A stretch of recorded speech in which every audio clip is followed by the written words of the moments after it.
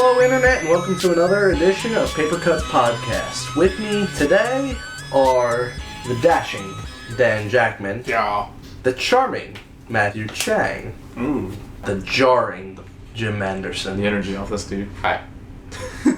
brazen Brando Castro. So brazen. I'm your Feel host, thanks. Mark Mercury, Center of attention, Mark Mercury. hashtag EarthMate.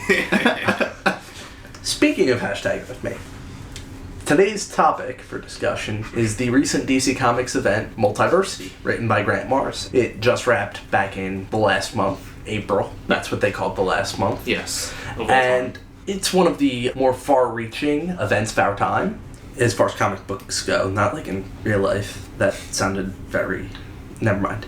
Anyway, so Multiversity is essentially broken up in a similar way to his Seven Soldiers work previously was, where you have a bookend on either end, Multiversity 1 and 2, Seven Soldiers 0 and 1, and then in between it is a series of one-shots which take a different look at each world. This episode we're going to zoom in a little bit of each world and talk about what we like on each world. Before we get to that, I'm just going to very quickly break down for you what Multiversity is, what it's about. Number one, basically lays out the idea that the DC multiverse, which is where all of the stories take place, is under attack by some extra, I don't even want to say extra dimensional, extra multi-dimensional, some megaversal threat called the Gentry. Something from like thought space. Yeah. Like in between minds and beyond worlds. They're sentient memes, I guess you could call them. Right. So you have a bunch of dark, gigantic beings who are basically trying to infect the worlds. And they infect each of the worlds in a very different way. And different ones affect different worlds. And, you know, on some worlds it's very strong, and the ties to the overall Multiversity series are pretty apparent. On other ones it's pretty tenuous. But the Multiversity number 1, which is kind of our introduction to the idea, introduces us to the Gentry as they are. There's Dame Merciless, Hell Machine, Lord Broken, Demogorgon, I know I said that wrong, and Intellectron. And they each represent something different. We'll talk about that more later. Basically, we see Nixuotan. This, in a certain way, is a semi-sequel to Final Crisis, the Grant Morrison event from 2008-2009.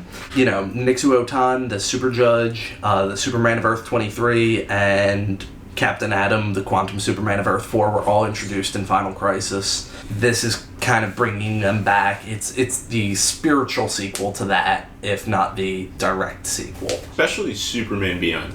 Like Yeah. the miniseries that happened in the middle of when it...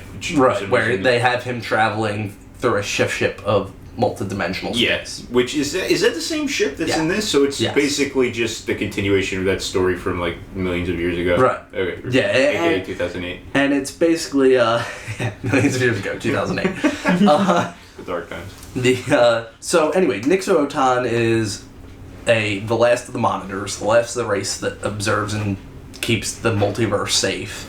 And he senses an attack through reading his comic books, which each tell stories from different parts of the multiverse. This harkens back to an old idea that the Flash of Earth 2 was a comic book character on Earth 1, and that the Flash of Earth 1 was in turn a character on our world. The idea being that everybody is somebody else's fictional character. So, using the comic books, he's able to kind of keep an eye on the multiverse, and he senses a disturbance on Earth 7, which is a thinly veiled version of Marvel's Ultimate Universe.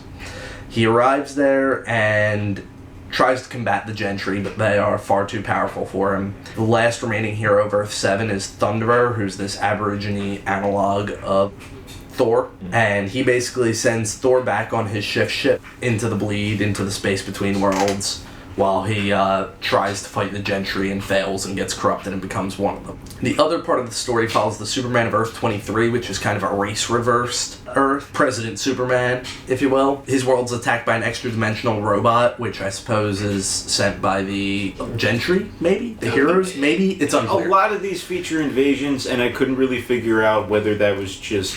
it was happening because that's what happens in these things, or if it was because of the Gentry. Yeah, I don't know. It's hard to say. Yeah. But anyway, he takes it back to the Watchtower, and it reaches out and touches the transmatter cube that Luthor created in Action Comics for things to go between worlds. So it then takes the Superman of Earth 23 from his world to this place called the Multiversity, the Hall of Heroes, this place where heroes from across all the multiple dimensions have been summoned by the Thunderer to rally to Nixavotan's aid. They gather up an away team and try and go to Earth 7, but they kind of fuck it up and go to Earth 8, which is supposed to be the mainstream Marvel universe. And at that time, Doctor Doom has the Infinity Gauntlets, except he's Lord Havoc, and they're the Omni Gauntlets. And he opens this thing called the Cosmic Egg with the lightning axe of Wanda Jin, who's Thor. And the Future Family and the Retaliators team up with the heroes of all the worlds to try and stop the Gentry as they pour out of Earth 7 and onto Earth 8. And that's basically all the setup that happens in Multiversity number 1. And then they just shift worlds. So following that, they just shift you right over to Earth 20, where they have the Society of Superheroes. Tell us about Earth 20, Brando. Earth 20. That one takes place in the second issue of Multiversity, more or less, right? Yes. I get my numbers all crossed up with this sometimes. Because they're all number 1. Yeah, they're all number 1. Issue number 2 is the last one of 9. Like you mentioned 7 soldiers, which I can't believe I didn't even think of this, but each one of 7 soldiers was one of 4. Yeah. There were 4 issues of each of them, and they all interconnected. This is just all issue 1. Like, I don't even remember when I'm organizing these in my, like, house here on, like, Earth 30 or whatever, like, what order to put them in, you know, which, anyway. I actually was stacking them in Earth order until they got to the guidebook, and it was all of them, and I was like, fuck it. Which is super helpful, yeah, because on the left-hand side, like, near the staples, there's a bunch of numbers, and, like, they're all dark except for 1, and I'm like, oh, well, that's cool, that'll tell me which one it is, but it's not, that's just what Earth it takes place on. Is that even confirmed? Or is that just yes, that is confirmed. Okay. That is the oath that it takes place on. Okay. But yeah, on Earth 20, takes place in the Multiversity issue, coined off the Society of Superheroes, and on this Earth, there is no Justice League, there is no Justice Society of America. It takes place in ambiguous 1940s, maybe 1930s, where there's a superhero team led by Doc Fate, in this very Pulp Fiction-y Art Deco time period where you kind of get an intro into the situation through a new hero that's joining the Society of Superheroes, which is Immortal Man, Abin Sur, which is their Green Lantern, which is kind of like it's Abin Sur, so it's the alien that predates Hal Jordan, but he's kind of wearing like an Alan Scott outfit, kind of sort of more or less, and he's even more alien-like. He kind of looks like the devil, but. I think he looks cool. Yeah, he even says that. He's like, my appearance is, yeah, kind of like, you're... Yeah, so has poor cultural reception here. Yeah, something along those lines. I love the dialogue. It's so quirky. My general impression of this comic, just to let that off on the get-go, is that it was very fun to read. Yeah. Comparatively to the Multiversity issues before it, because I was able to digest it a lot more, because the cross-dimensional issues were not as prevalent, because it was focusing on like a singular cross-dimensional conflict between Earth 20 and their parallel Earth 40, the conquerors from the counter world, or it's very, very pulpy. I'm gonna say pulpy probably a lot because it just reminds me. That's what this is. This is massive pulp fiction. It's very it's all about the pulp. Doc Fate, I read that as basically being like Doc Savage. Yeah. That's the character is basically. I mean, the helmet of Naboo basically ended up on like this Doc Savage cross Rocketeer character. Yes. And it's very fun to watch, and I think that I'm like okay, we got one part adventurer, one part master sorcerer. Why haven't I seen a movie of this guy yet? But it's just me. But I was always wondering, because I know that Grant Morrison started work on this like years and years ago, like back at 52. Mm-hmm. I always wondered, before Flashpoint, there was this whole first wave line of titles from DC where there was like a pulp universe with Doc Savage and the Avenger and Batman and stuff, and the Blackhawks, and because pretty much Doc Savage and the Blackhawks play such a big role in this, they're huge. I kind of think that he might have originally intended for this to be a first wave story and then changed it after they lost the rights to this Doc has massive Savage potential to do that. Like that was my lasting impression after the end. I was going to mention that at the end. Sorry. No. That's good that you mentioned it. I was going to be brought up either way. That I felt like this comic, and most of these Multiversity issues do, but like especially this one for me, rung out as something that could really be untapped potential for them to like extend upon, because it ends on a cliffhanger and it's slightly addressed in Earth Me, but like I feel like they could really just build off this, and it doesn't have to be Grant Morrison writing it, but there's a lot of potential in the world that they built up in the struggle. And like you said, Blackhawks play a prominent role.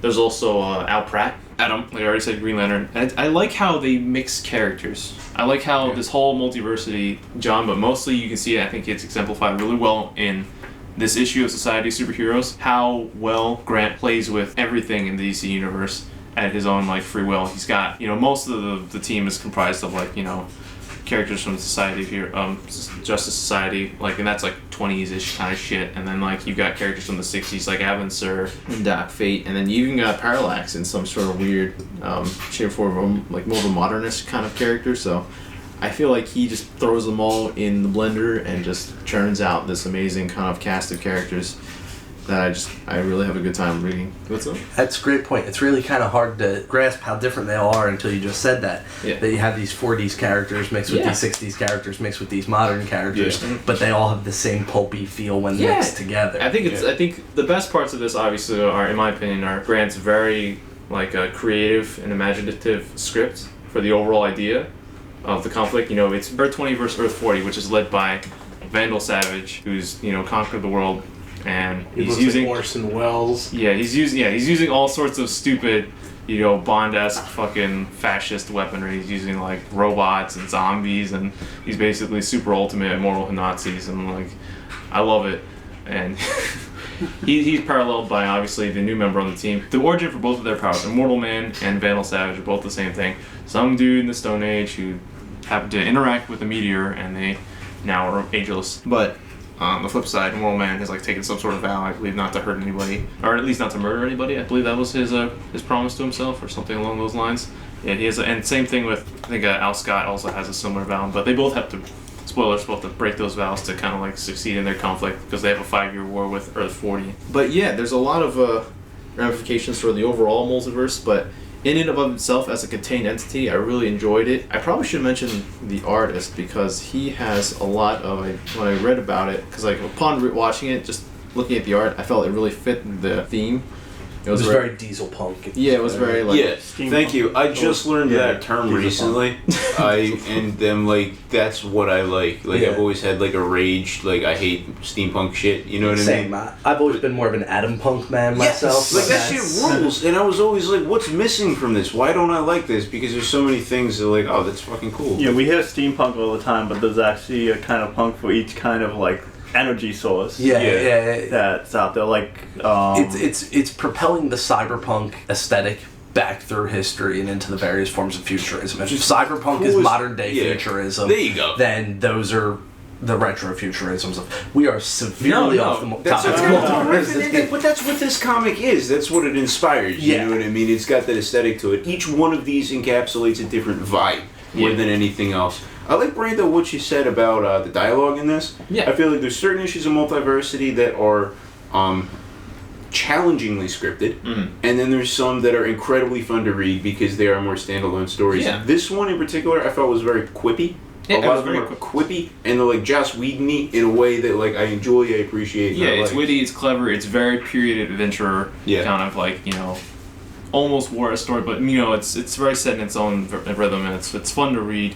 But I wanted to mention the artist. Like I said, the artist is like a 3-man team between Wallen Wong, Carl Story, but the main artist, penciler, is done by Chris Sprouse, which I think was a really interesting choice for Morrison, because Sprouse is mostly known for working with Alan Moore on Tom Strong, also from that 20s-esque kind of inspired character. So I thought that was a really interesting parallel, which you will see again between the Alan Moore work pages when Pax Americana comes up.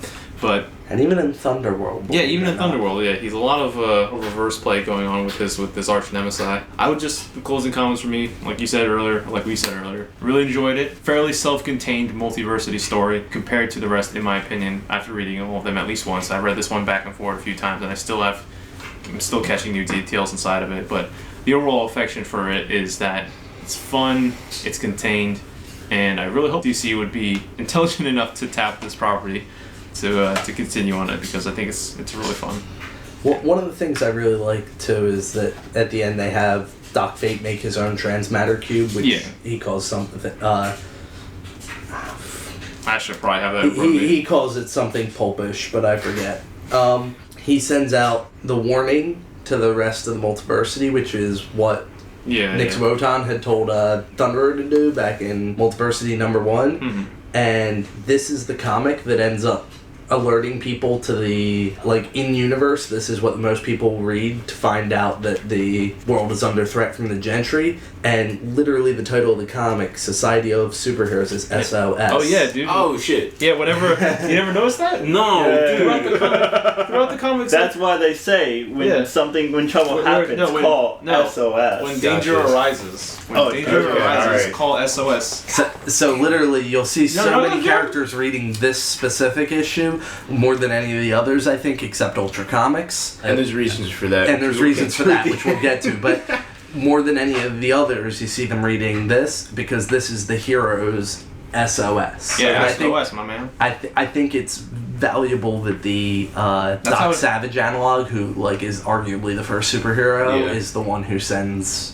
Yeah, the final message in the comic of Society of Superheroes, the final message left by Immortal Man after he does his business. I'm going to try and keep it somewhat ambivalent, but, like, they pretty much, after they succeed, they kind of unleash an even greater evil, as it were. And which keeps happening, like, over and over. Yeah, no, it's a repeated theme throughout this whole situation. That's also very poppy, though, where, like, you manage to undo one evil only to unleash a greater one. Because how you gonna get the kids in the theaters next week for the continuing adventures of, like, Buck, Steampunk, whatever. You know? Yeah. By the way, it's called a transmatter engine. Oh, okay, of course, right, right, because why not? It's got pistons or something. It's got to be an engine too. Right. But yeah, at the end of it, that's how he ends it. He doesn't say, like, dotted Immortal Man. He says SOS, like, you know, sending out an SOS. Or something like that. Nice. But those are my completed thoughts, more or less. So. Anybody else have any thoughts on SOS? I was curious about what time period you guys thought it took place in. I don't know if 30s. Late 30s, early 40s. I think it takes place now, but we never had a World War II. Interesting. And for some weird reason, like, what we're seeing is, like, them... Sort of like in Fallout. You know what I mean? Yeah, how, like, that it definitely makes sense. Takes place in the future, but, like, I guess they never the got... mannerisms just kind of... Because, what never happened, we never, like, fully advanced our weaponry or stuff like that, so we were still very much in that kind of age period where we just got, like, complacent. Yeah. And just kept all kind of engines that way. There's nothing in it that I saw that would suggest that it is actually, like, a period piece. See, I'm gonna disagree. Okay. And it's not a for sure thing. This is just the reason I thought it was in the 40s is because in traditional DCU, Al Pratt, the Atom, Doc Fate, the Blackhawks are all 1940s characters. By his very nature, the Immortal Man is, you know, always around.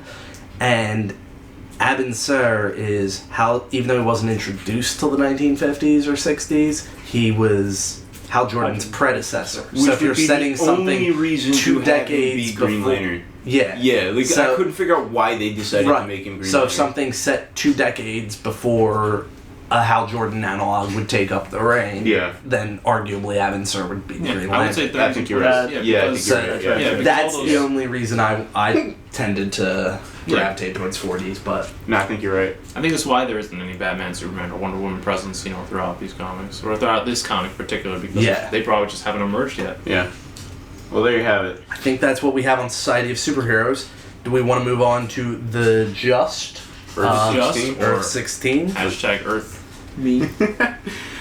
Yes. Earth 16 is titled Just, or Earth Me. I think it might also be hashtag Earth Me. I have no idea. They mentioned hashtag Earth Me because of the kind of environment it's in.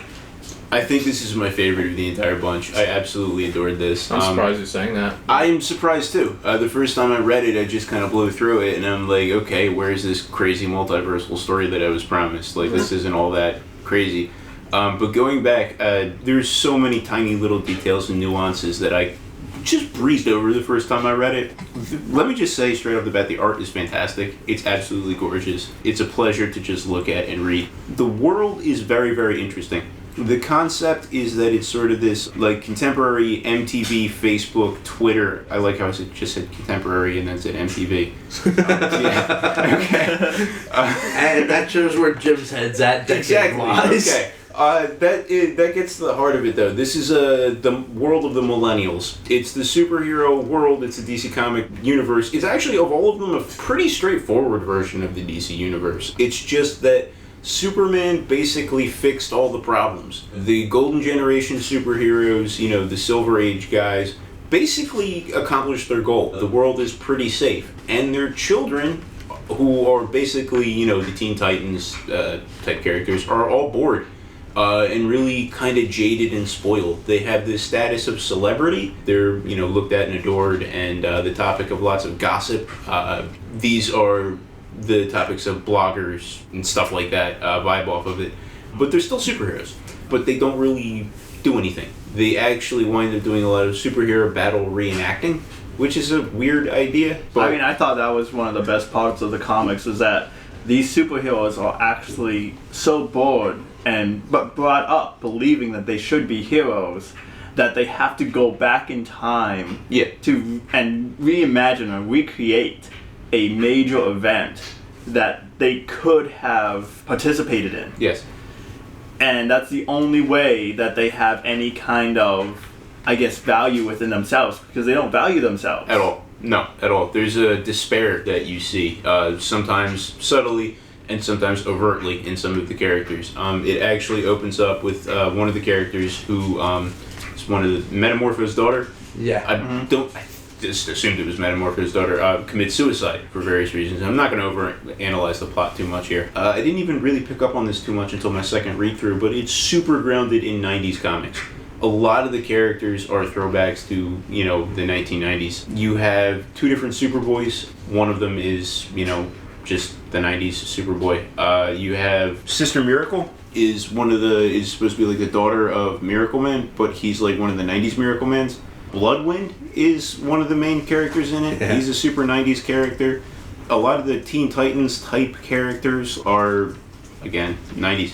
It's very strange. I look at this as almost like a bizarro Kingdom Come.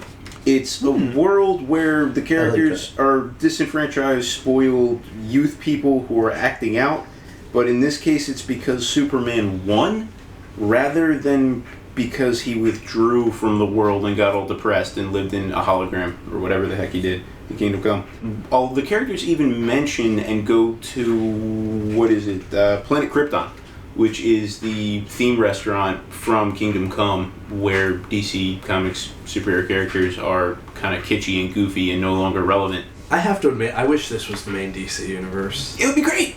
Just have Kyle Rayner and Connor Hawke and Wally West be the old men at the party. They're easily the uncool dads at this party. Yes. And it's their kids, the fifth generation heroes like Damian and Christopher, who have become the main heroes, if you can call them that. Yes.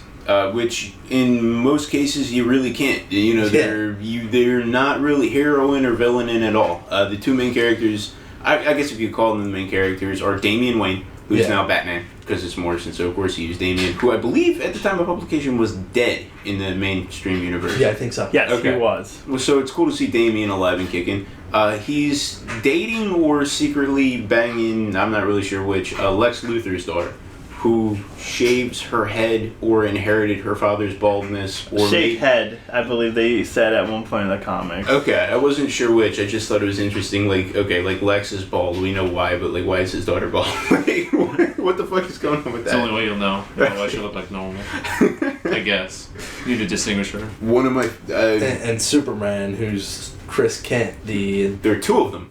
They have a Hank and Dean Venture thing going on, Batman and Superman. It's Damian Wayne and one of the Superboys, right? The Superboy treats the suicide. The only real tragedy that happens in these kids, these jaded teenagers' lives, is one of them commits suicide. And the Superboy gets a little bit pumped because he's like, well, we have a groovy mystery to go solve, right? Yeah. Which as a reader, you kind of go are you even processing the fact that somebody took their own life, or are you just excited to actually get up and do something? You're fucked up. And none of them are upset. Even her own boyfriend's she'll come back. She can turn herself into gas before, Yeah, he's in super denial. Which is awesome. Yeah.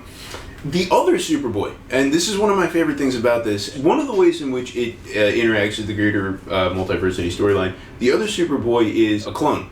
Kano. Yeah. And he is literally an anagram for clone.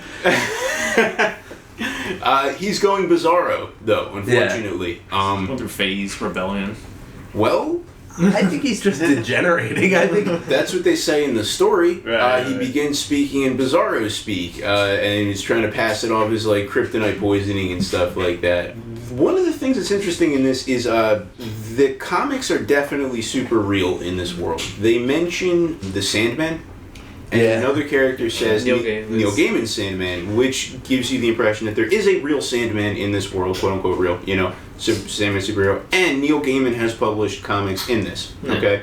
Now, Con-El Superboy, who is now diseased and turning bizarro, is an artist, right? He is famous for making odd art, right? Morrison sort of dicks around with postmodernism by having Superboy, who's degenerating into a bizarro, discuss it frankly, which is one of the coolest things I've ever seen in the world. He says, "Ugly art am good," which is it's like a bizarro, but what he's painting is actually Lady Grey. And some of the other characters mention having had dreams about Lady Grey. So Lady Grey is infiltrating. Lady Grey being one of the really fucked up, nasty gentry figures. Right. Okay, she is infecting this world, I believe, through art. I guess that's all I have. Yeah, I don't know. I thought this was fucking dope. I wish that they had more of this. I really hope that all of these branch off into multiple comics. I just don't see it happening. But, this is fantastic, and I wholly recommend it. One thing, if I may add, is that a lot of the troubles that are going on in this world right now, including the suicide, has to do with the comic books. Yeah. This world is very much affected by the comic books, and that's... which is a form of art. Which is a form of art, and... it's affecting them more so, I believe, than anything else, because this world is very much a parallel kind of ours, where it's very much worldwide media spreading everywhere, which makes it even more so infected. Yes, and they even talk about, one of the characters is reading Ultra Comics and mentions that it's being optioned as a movie. Just like every fucking superhero comic book in our world is, which would be the worst thing. Like, if Ultra Comics landed in your world and somebody made a movie out of it, everybody went to go see it, that'd be terrible. I was making a list of who reads Ultra Comics in each of the issues, because I got way too deep into this, guys. And, in Society of Superheroes, say, Doc Fate reads it, and the Mighty Atom reads it, and that's it. Yep. But in this world, it's like everybody. Sapphire Mason does, Batman does, Alexis Luthor does, Kyle Rayner does, the Little Plastic Man kid does. Everybody's reading it. It's the omnipresence of media in this world causes it to spread a lot quicker than it does in most of the other worlds we see. Interesting. I like that a lot. Because this is the world of, hypermedia. This is the world of where, if news happens, it's instantaneous. This is Twitter, Facebook, hashtag. This is the world. trending world. Yes. One thing that I was curious about, and might just be me really reaching, since this does seem to be so well grounded in 90s comic books for whatever reason, and do you think that this is sort of shit talking on millennials? The millennial generation is very preoccupied with the 90s. I don't even think it's shit talking so much as it is. Emphasizing a facet of our world, okay. I would say. Because it's very much focused. Like how it's semi-satirical, but... it's not mean-spirited. Yeah, it's not mean-spirited at all. It's very, just plain. It's, just out there as is.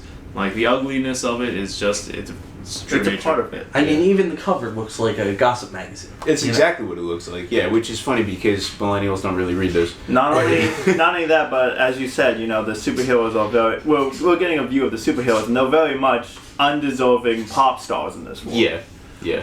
So, it's very much gritty. It's like a Paris Hilton type thing. It's like, I know you're super famous, but we don't really know why, What I like about this is his warped look at the Super Sons. Yeah. Which was this weird 1970s Bob Haney run on World's Finest, where he was like, alright, we're going to forget about Batman and Superman, and now we're going to talk about their sons, Batman Jr. and Superman Jr., who have never been mentioned before, and who won't be mentioned in any other title, but will have these weird, wacky little Venture Brothers style adventures that you're talking about.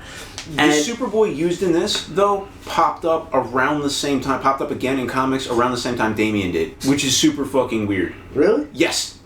Yeah, Chris Kent. Yeah. So I think that it might be direct. It's literally what happened was after years of writing, they actually did introduce sons for Superman and Batman. In Batman's case, it's a literal son, Damian, and in Superman's case, it was an adopted son, General Zod's kid, Christopher Kent. And this just kind of projects their sons into their old roles. And I think that's kind of cool to just take off what's usually regarded as one of the worst stories ever and just turn it into something cool. And there you have it. Just wondering, completely unrelated to what the fuck you guys are talking about, what the fuck was the deal with that techno-organic virus inside of... I think was it was that incidental. Yeah, it was just supposed to be the daily type of stuff superheroes have to deal with, except it's become so blasé at this point that she couldn't care less about it. Yeah. Yeah, she almost seemed like bummed that they got rid of it or something. Like, what the fuck? She just wanted something exciting to happen, and she pretty much just had to take the atom like a pill. Yeah. And, like, she didn't even invite him to her party. And a lot of this story revolves around people not getting invited to things. Yeah. Alexis Luthor becomes big bad because she read Ultra Comics and wasn't invited to a party. Yeah. I loved her in this too. Like, I fucking totally would hang out with her, as obnoxious as she was, you know. Would you make her hide in the lead line closet? Apparently it doesn't do any good. It might be fun though. The jacket was it was the jacket. So like he was like, I see a jacket in the shape of Alexis. You're fucking retarded, Damien. Like, you're the worst secret keeper of all time. I just see this bald lady. That's another thing they bring up. They bring up how Damian is just like an absolute terrible Batman. Yeah. You're the world's greatest detective. No, my dad was the world's greatest detective. Yeah.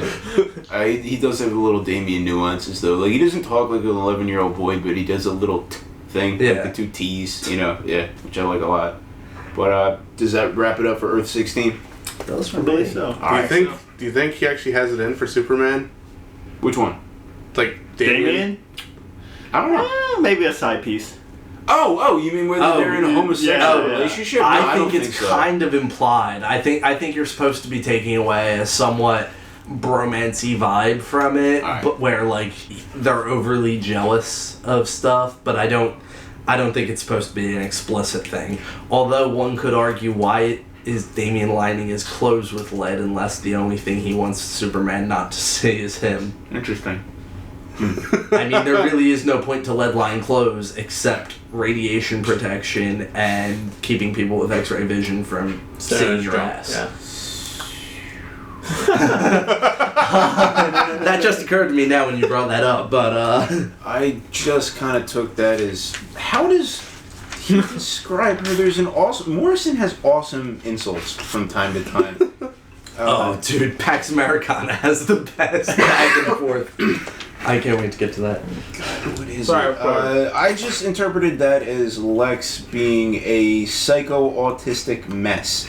That is what Damian accuses her of being, which isn't any... Like, that doesn't mean anything. It's just one of those Morrison, just take words and put them together and insult somebody with them. It's beautiful. So does that wrap us up for Earth 16? Yeah, I'm done. Rack in. Go Pax Americana. Alright, well I'm going to go with Pax Americana. This was definitely my favorite. I have a lot to say about this. It's a non-linear story inspired by Citizen Kane, so I'm going to try and break this down for you plot structure-wise as best as I can. Essentially, the main character is President Harley, who I think is kind of supposed to be Ozymandias from Watchmen or Peter Cannon Thunderbolt, but they lost the rights to Peter Cannon Thunderbolt and couldn't call him that anymore. But I noticed that in the director's cut for Pax Americana, in the script notes, Grant Morrison refers to him as Prez, so I think he might also supposed to be obscure 1970s DC comic character who became president even though he was a child. And they've just turned him into a 50-year-old man for the purposes of this story because it's hyper-realistic. So his life is played backwards. If you read the comic backwards, it's his story, it's just backwards. Now, I don't mean entirely backwards. I mean that you have to take each scene and read it forwards and then go back to the previous scene and read that forwards. And in that sense, it makes sense for President Harley. The Peacemaker, who's supposed to be kind of like the comedian from Watchmen, well, the comedian's supposed to be like the Peacemaker, actually.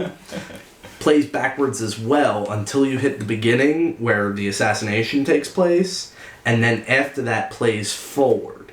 So you have this kind of weird thing. Normally he's wearing red before the assassination and black after, where when he's wearing red, you're reading it backwards, and when he's wearing black, you're reading it forwards. The Question and Nightshade are fairly straightforwardly forwards, except for a couple scenes in which they're more taking part in what's going on in Harley's life. Captain Atom, though, he's kind of above it all. He reads Ultra Comics in our 3D reality as a 2D comic, and that's the same way he kind of sees the world. So for him, you get the feeling he's moving through the comic in the same order we are, because his dialogue will literally continue from one time period to the next. So he's kind of atemporal. But it's very non-linear. It kind of moves in an infinity symbol with the backwards and forwards characters. Like an 8. Like an 8. Which I will get to. Because I think there are kind of 3 key themes to Pax Americana, and I'm breaking this down as simply as I can, and if this just sounds like me spazzing out on an acid trip, I'm sorry guys, I didn't write this, Grant Morrison did. So the book uses theme 1, why Grant hates Alan. The book uses Charlton Comics characters from Earth 4, which are the same characters that inspired The Watchmen. So you have Captain Atom, who's Dr. Manhattan, Peacemaker, who's Comedian, The Question, who's Rorschach, Nightshade, who's Silk Spectre. He also gets to mix it up a little. Peter Cannon Thunderbolt, Ozymandias, he can't use anymore, so he kind of has President Harley take that role. Yellow Jacket wasn't in public domain back in the 80s during Watchmen, but he is now, so he can use him, and Morrison opts to use Sarge Steel, which Moore did not. So he's using the same characters, but he uses a lot of the same tactics. The Question has a rigid morality system, just a different morality system, spiral dynamics rather than objectivism. Harley has a master plan which includes a national tragedy to bring about a greater end. Captain Atom sees the world like a fourth dimensional being, like Dr. Manhattan. Nightshade resents her mother despite being the source of her powers, mantle, what have you. A lot of similar plot points. The plot structure mimics Watchmen. It starts with one hero murdering another, Peacemaker killing Harley, while in Watchmen, Thunderbolt it's basically in Watchmen, Ozymandias kills the Comedian, but in this, the Comedian analog kills Ozymandias. The Question character investigates the death. It is ultimately revealed to be part of a superhero conspiracy. He also takes a lot of the visual motifs, clocks. In Watchmen, they're always counting down to Doomsday, whereas in this, they're always making peace symbols, which is funny from a book called American Peace in Latin. Doves are a recurring symbol too, so for the whole peace thing. It's all about futurism rather than looking backwards, like it kind of was for Watchmen. So in this, the Nightshade has a perfume called Future Bomb, whereas Ozymandias had a perfume called Nostalgia. So you have this and it has a lot of things like that. Pax Americana takes place 1 year in the future, whereas Watchmen takes place 1 year in the past in relation to their publication dates. It focuses on an open-ended future rather than a closed-loop past. That there are specific scenes. Adam says stuff like, I should go back, and then Harley said, forward is the way for you and me. So it's very much supposed to be future-oriented rather than past-oriented, like Watchmen. Another thing kind of steals is the visual puns, all those awful Alan Moore on-the-nose stuff, like, we're getting in over our heads, and aren't we in this a little too deep when they're standing near the pool and stuff? And so, Morrison just puts so many of them in here to be sickening. We're turning a corner here. Can't you just look down on it all from above? And when one door closes, another opens, and they just pepper it fully with this to kind of, because it's a writing tactic that looks really slick, but it's actually really shticky. And I think Morrison just beats it to death here by using it so much to show how easy it is to use. He also steals a bit of the visual layout. Watchmen was all about the 9-panel grids, whereas this is all about 8 panels. 8. I'll come back to the 8. 8 is theme 3. The setting, he's taking shots at Moore here. He says in the director's cut that Watchmen takes place mostly in November, which is the month that Moore's birthday falls in, and is at the end of the year. So he set PAX in January, which is the month of Morrison's birth, and it's the start of the year, so it's a new beginning, and it's named for Janus, the two-headed god, and Janus plays a pretty recurring role as the statue. They steal a bunch of the stupid character failings from Watchmen, and that leads to one of the best insults of... You were talking about the Morrisonian insults earlier. Yeah. The question says... The Blue Beetle has anxiety attacks, an ulcer, and erectile dysfunction, which are all things that Night Owl was having in Watchmen. But Beetle retorts with the best thing, because for years people have been like saying that Rorschach's like closet homosexual in Watchmen. So Blue Beetle says to the question, "You're so deep in the closet, you pay rent in Narnia," which is one of my favorite lines in all of Multiversity. You're so deep in the closet, you pay rent in Narnia. It's also a political, historical doomsday myth. Watchmen is from the 80s, and it's all Cold War era thriller that revels in the period from 1945 to 1985, whereas Pax Americana is all war on terror thriller, focusing on 1974 through 2014. Same 40-year time span, but it modernized, unlike many of the Watchmen counterpoints that you see that take place in the same 40s, 50s, 60s. Basically, what I'm getting at is this is all very personal shot at Alan Moore. Now, we know they have some personal problems, but I think what his core message here is this is anti-deconstructionism. It's not even reconstructionism or postmodernism or anything like that. This is literally just taking a shot at what Moore did to comics. And I think there are a couple scenes that really show that. One is where the vice president says that Algorithm 8 buried the American superhero, and I think that Morrison's basic point is that there's something about Watchmen that kind of ruined superheroes. So the scene that has the most meaning for me about this is the dog scene, and Jim, you mentioned having some interest in this. So Captain Atom loves his dog, presumably like comic fans, comic writers, and Alan Moore a long time ago loved superheroes. To understand the thing that he loved better, Captain Atom dissects what he loves into its component pieces, just like Alan did with Watchmen. He breaks it up into all the various tropes and stuff of superhero comics to analyze it, and then sees that each one is kind of silly and useless on its own. Captain Atom doesn't love the individual elements of the dog because they weren't the dog, the same way it's harder for readers to simply enjoy superheroes for all of its flaws after Watchmen. Adam says, "I thought the pieces would explain the whole, but it's hard to love pieces like, I thought I could locate the source of the feeling, Doctor, then I realized I just killed Butch, my faithful little dog." Yeah. Even after he Schrodinger's the dog back together with his quantum abilities, the dog is still dead, but now there's a live one. He doesn't have the same fondness for it that he had for the original, because now he has looked too closely at it and seen how it ticks. Grant's crazy nostalgia for comics of the 60s and 70s was kind of ruined by Alan and Frank's deconstruction in the 1980s. The Pax Americana literally ends with a classic Silver Age superhero with a secret identity who fights bad guys being killed by his son or successor, the same way Alan Moore was the son or successor to the Silver and Bronze Age creators. And at the same time, an early 60s JFK quote comes over the radio saying, "Not merely peace in our time, but peace for all time." The radio says, "Remember, that was when it all made sense, right?" The idea that superhero comics of the 60s and 70s made sense because they didn't think about themselves too hard. Yeah. And that Watchmen kind of ruined the superhero in that it looked at it too hard. It zoomed in too closely and ruined it for a lot of people. And essentially, the classic good superhero was murdered by the deconstructionists, and no matter how hard guys like Morrison and Busiek and Johns and Wade try, they will never be able to put Humpty Dumpty back together again the exact same way he was before Watchmen. You stole my line. I was about to call that dog Humpty Dumpty. Yeah, it's pretty much the same thing. So yeah, they got that chubby character too. She's like, "But I love that dog. Our family love that dog too."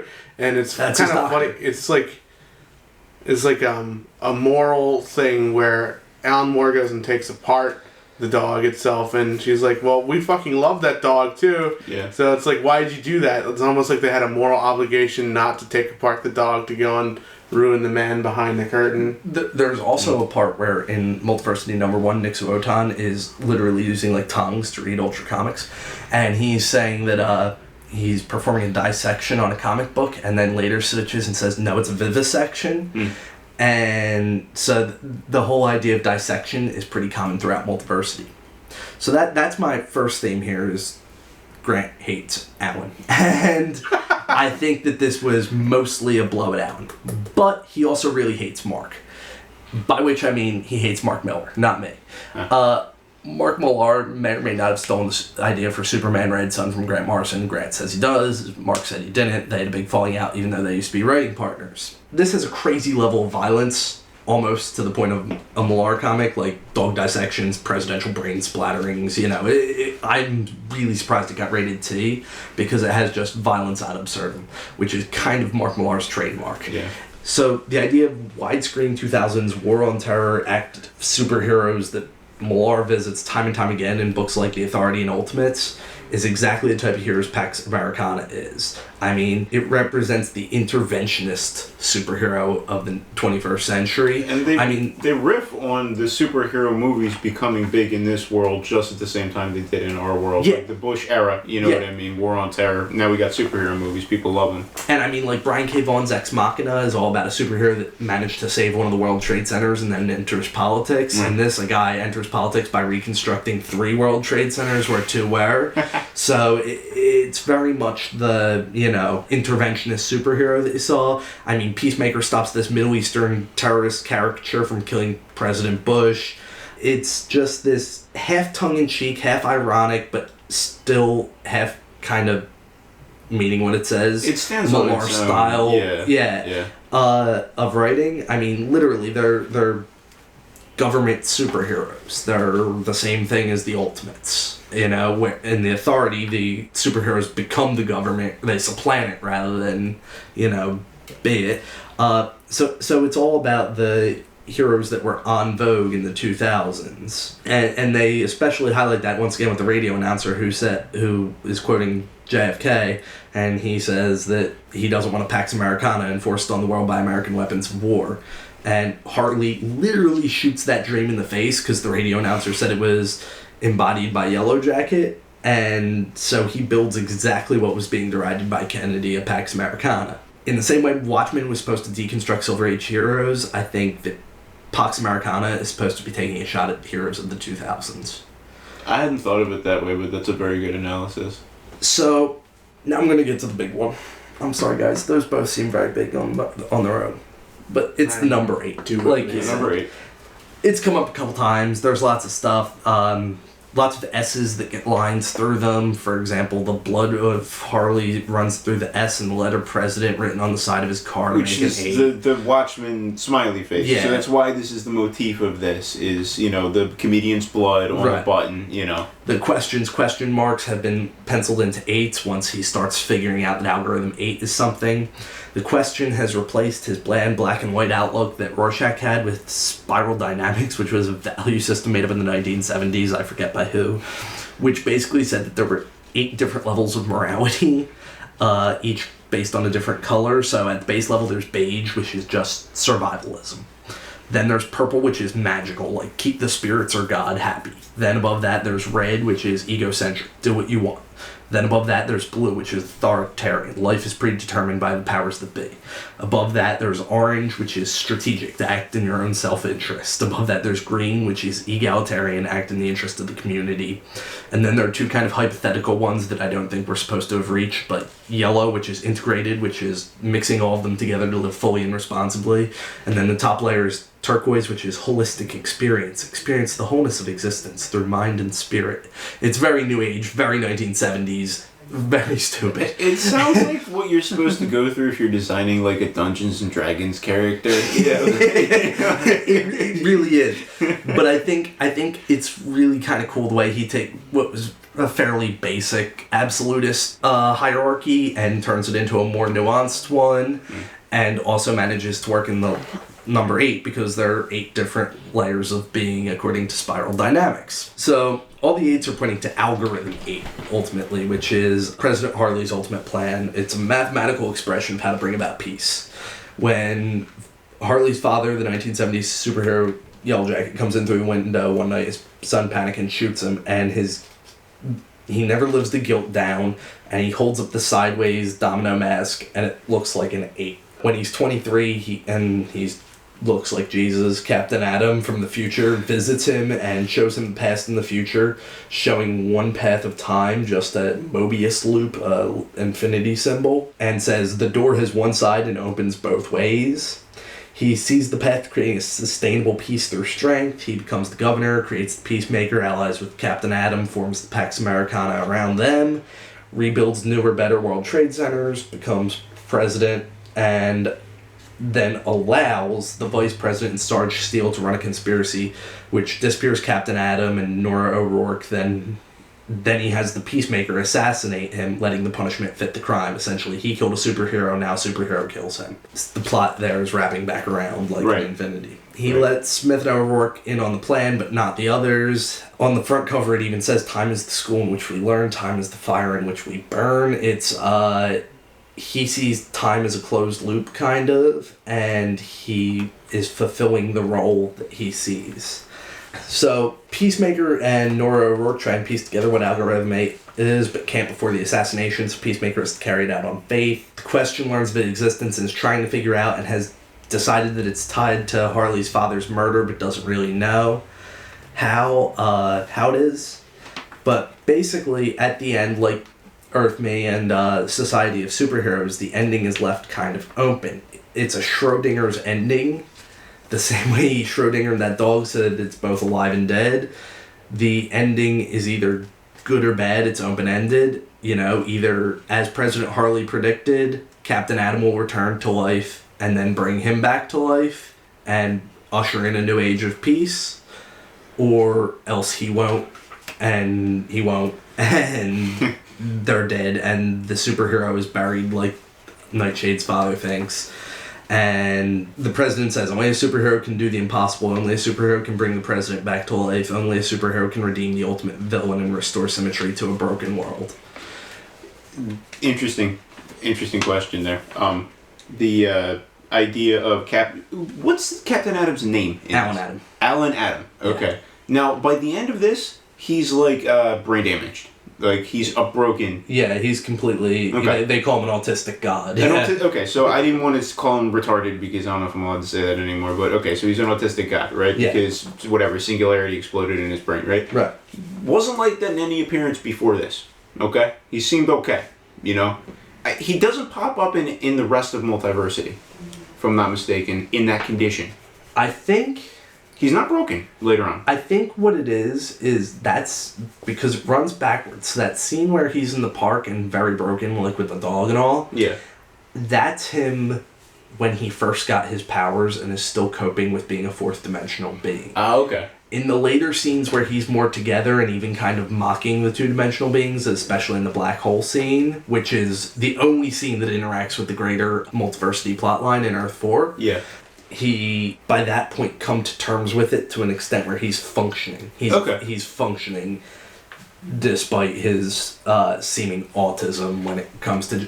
He's just so overwhelmed by the experience of experiencing four dimensions that he can't properly feel or express anymore. So, like, when Dr. Manhattan gets all depressed and goes to Mars and stuff like that. And okay, but you're saying that over the course of it, if you were to break it down and put it in a linear point A, point B, point C, right? By point C, you know? Yeah. He's better. He's at least functioning. Okay, see, I read it wrong then. I mean, I'm sure I read this like a million times, and I absolutely adore this. I love it. It's a great book, but I don't get it. Like, your summary right there told me more than I told myself about it in reading it many times. Yeah. Can I ask you something? Yeah. Okay. Why the fuck, right in the middle of it, is there an illustration of Bridge over a Pond of Water Lilies by Monet? They just walk through a Monet painting, and I have no idea why. Yeah, that's Frank Whiteley. He's a great artist. Frank Whiteley's art, by the way, he's one of Morrison's main collaborators. And in this, he's great. I really like seeing in Director's Cut how sometimes he draws stuff that happens off-panel just so that he gets a feeling for how the whole scene works. I think that's a really cool writing tactic, or drawing tactic. But I think it's supposed to show that same closed loop idea, that essentially Watchmen was the idea that everything's closed loop, it's a circle. Okay. This is a Mobius loop. Okay. It's not, the story moves in an infinity symbol rather than a straight circular progression, not clockwise, but You see that too with a lot of the panels. That's Yeah. the only thing I can really contribute because I've only read it once. But you see them when they're moving through staircases. You actually follow them moving through the staircase, going down, straight down from even on the right side and reading to the left side. And they're making S's and Z's and 8s. Yeah. It's incredible. And the big the 2-page spread in the middle when you have multiple characters walking through the same room in different time frames. Yeah. With the statue of Janus. Yeah. That itself, I believe the panels, one story takes place in an 8. Yeah. Like if you take the 8x8 grid, so it's a 16x16, you know, and then you just kind of like do like one of those magic eye tricks to it. It helps you actually understand what you're reading. Yeah. Which is awesome. I just had to go off lighting. Okay. Because that's the way it makes the most sense to me. But essentially everything's supposed to be a little reflective, so literally it's the bridge being reflected by the pond. Then the stuff referencing what's happening up top on the water underneath. Like one of the things that's happening is like something we need to reflect on this. Written it down, but there's like a bird eating a frog or something like that. It's a dove eating a bug. There you go. Which is the dove keeps showing up because it's Pax Americana. Right. It's all that piece. Right. That's the only time I caught that. Okay. All right. I'm just going to see if I can get this here. The funny thing about this is even though it's probably my favorite, it's stuff like, see, on reflection, my plan was impossible, looking into the reflections. Right, okay. You know, it's those stupid visual puns. But one of the things that I really liked is that it really only tangentially ties into the greater multiversity. Like, probably the least of the books. I mean, Sarge Steele is an agent of the Gentry. When they open the black hole that kills, I put up quotations, Captain Adam, he says to the scientist, freely and without conscience you open the gates of hell, my friends. I'm what crawled out to punish you. Earlier in that same scene, Captain Adam said he could hear knocking, which is the traditional thing in this for when they're talking about the Gentry. Other than that, it's just, Harley's father wrote Major Comics. Which is that. Also, Adam says while reading Ultra Comics, on page 12 and 13, I caught sight of a massless time-symmetrical boson. On page 12 and 13 in Ultra Comics, page 12 is labeled out of his box. In Pax Americana, when the question asks Harley if he can retain the question trademark, Harley says, I have a question for you, my friend, and then whispers, are you in or out of the box, Mr. Sage?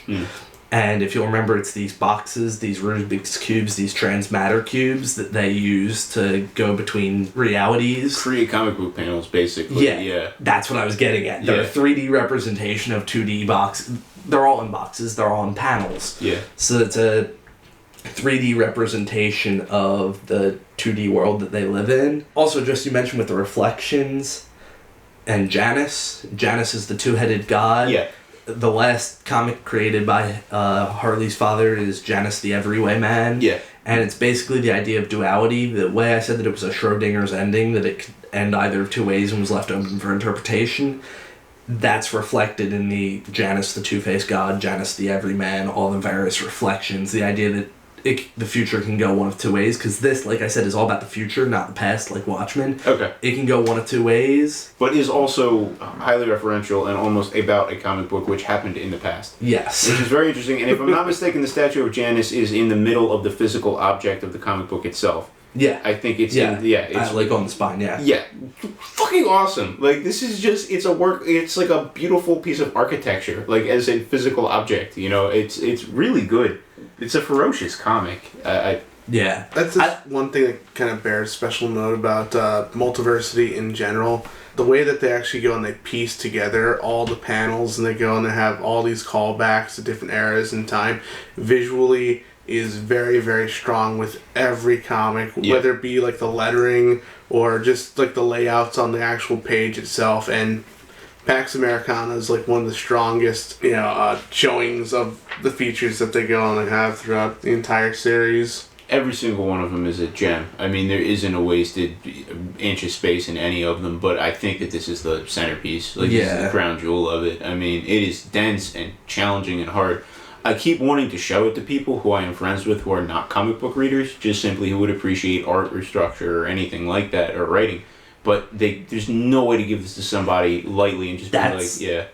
If Multiversity has a fault, that's what it is. Yeah. Is that you need a freaking master's degree in DC continuity to understand half of it. Yeah, and like seriously, like even the shit in this, like you're saying, like, oh, it's not really super connected to the rest of Multiversity, which is true, except for Alan Adam, who you can only really, I mean, he's everywhere. Yeah. You know what I mean? But he's from fucking, you know, like we said earlier, I think Final Crisis originally, you know, and he's the Quantum Superman of Earth 4. Yes, yeah, super spooky shit. I have to say, this blew me away, because I think Morrison's at his strongest when he has his core collaborators, and I don't think he has a better collaborator than Frank Whiteley. I think that All-Star Superman, JLA Earth 2, We 3, New X-Men, Frank Whiteley is the best artist for Grant Morrison. Yeah. And this is the epitome of that. This is, in my opinion, the best single issue of last year and one of the best single issues of a comic ever. I was so blown away by Pax Americana. I own 3 copies. I bought one to read, one to keep, and then I bought the director's cut. I'm a sucker. They can keep taking my money. Anyway. That's alright. I paid like $20 for an issue of Master of Men, and I didn't even want to, like, but like I missed it when it came out, so I had to buy like one of the rare variants that was like stuck in the back of it. So the only reason is because I need physical copies of all of these, otherwise I feel like the curse won't work. You know? Yeah. I have to say, I could go on about Pax Americana for another 2 hours, but Brando's already fallen asleep, so I'm going to push ahead. He's pulled a Chang, as we call it. And great. I'm going to push ahead. I don't call it that. Okay, good. Yo, you killed that, bud. Bravo, sir.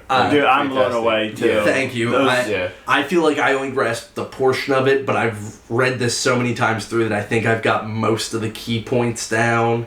I'm glad you made me talk about the dog scene, because the dog scene is beautiful. Probably the most important thing in it. Absolutely. As a new, you know, I missed all of that. Absolutely missed it all. I read The Watchmen, I knew it was a motif of The Watchmen, but at the same time, I missed every bit of that you just said.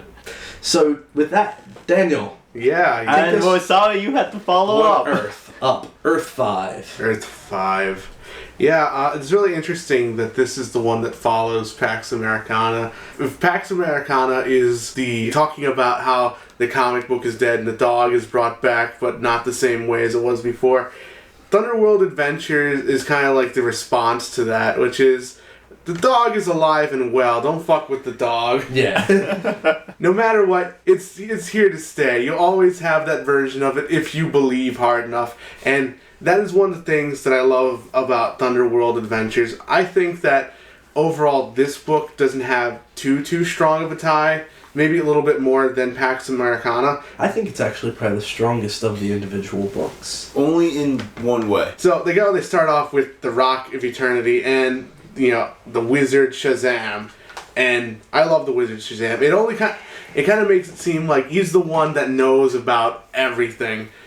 He talks to you, he breaks the fourth wall, like, straight up when you start this book. He comes out like, oh, it's you again. Or maybe you don't know me at all. It doesn't really matter. We're going to bring you up to speed. So it kind of, like, acknowledges old readers and new readers, which I felt was a really, really nice touch. I should mention that this is drawn by Cameron Stewart, who does an absolutely beautiful job kind of capturing the old style. Fight well in the old style. He's definitely another regular Morrison collaborator who's always excellent. Let's be honest, each and every one of us are going to be talking about the art of our comic book. Yeah. I mean, the art is definitely very, very important in each one of these books. This book actually kind of centers on, like, regular old C.C. Beck, you know, shenanigans, which is why I love this book so much. I love that they call him Captain Marvel and not fucking Shazam. He's Captain I'm so Marvel. Happy that they were allowed to do that. I thought that they weren't allowed to. No, they're allowed to. They just can't call him that on the cover. It's fucked up, dude. Yeah. I want it to be called Captain Marvel. Like, the movie that's coming out and stuff like that, I don't want that to be called Shazam. Shazam. As the movie's pulled up, by the way. It's been moved up from 2019 to an earlier date. Yeah, I think the acknowledgement is that in the new 52 continuity, he is Shazam because that's how they want to unconfuse people and just say, fuck it, let's go dump the name. But since they're referencing, you know, old Earth 5 comics, they're going to go and keep strong with the Captain Marvel name, which I definitely appreciate. This is just faucet as fuck all the way through. Like, no exactly. stuff. It's the closest to its pre-crisis counterpart. Exactly, and they have like Billy Batson walking around downtown, and he's still like this reported little boy, but he's doing it with like a smartphone and a microphone on his head, which is kind of funny. They found like a way to go and update him a little bit. They don't have like the old timey radio system or anything like that, and it's not a newspaper. But he's not like writing a blog or something like that. Yeah. But this also has one of my favorite lines where like he's doing this, and they're like, "Yeah, you're the best young reporter ever. How can you do it?" It's like. What is it? Loose child labor laws? Child labor laws. Yes. Best line in the comic. They do kind of acknowledge that this is out of time itself because they have time quakes hitting the downtown city, and they show all these shit like fucking Indians and dude with top hats, old style airplanes, shit from the future, a Doom bot it looks like, old timey cars and shit like that, and it just is like that thought that, Shazam, Captain Marvel himself is also out of time, along with everything else here, so I really like that. They have, the whole crux of this plot is that Dr. Sivana found a way to go and make his own secondary Rock of Eternity, and he uses it to go and jettison, smash himself into the real Rock of Eternity to go and create Second Eternity and give themselves an 8th day of the week named Sivana Day, which, by the way, really... Eighth day. Oh, shit. Which, by the way, fact you don't need to know, my mom's name's Sylvana, so this has always fucking confused me. I always call him Sylvana accidentally. But he goes and he finds out the equation to go and make new Shazam people by saying his name, but he does it through science because he's able to go and do this. He's able to go and master time and space because on his 8th day in his new eternity, he goes and he masters pretty much anything he wants. He goes and he makes up the rules, which is kind of fucking cool. So they go and they have this little fight, and it's awesome to go and see the rest of the actual Captain Marvel family go and show up. And I do believe throughout this entire book they're reading SOS for the entire thing. I don't see any other copies of anything else. I think they only read SOS. It's actually where Savannah gets the idea to reach out to the multiverse, which is where he gets the suspendium for his 8th day. There you go. Exactly. He reads a comic book in which two worlds meet each other, Earth 20 and Earth 40, like Brando talked about earlier. And this is the biggest tie to the actual Multiversity, where he is like, I could have figured this out. I fucking hate comic books, but talking to other Sivanas through these books, who would have thunk? Yeah. Though it's kind of cool because you watch him go and interact with different versions of himself. Presumably, he probably has 52 versions of himself on these little TV screens. I haven't actually counted them out. Probably not all there, but still kind of cool. I love Hannibal Lecter, Savannah. He's amazing.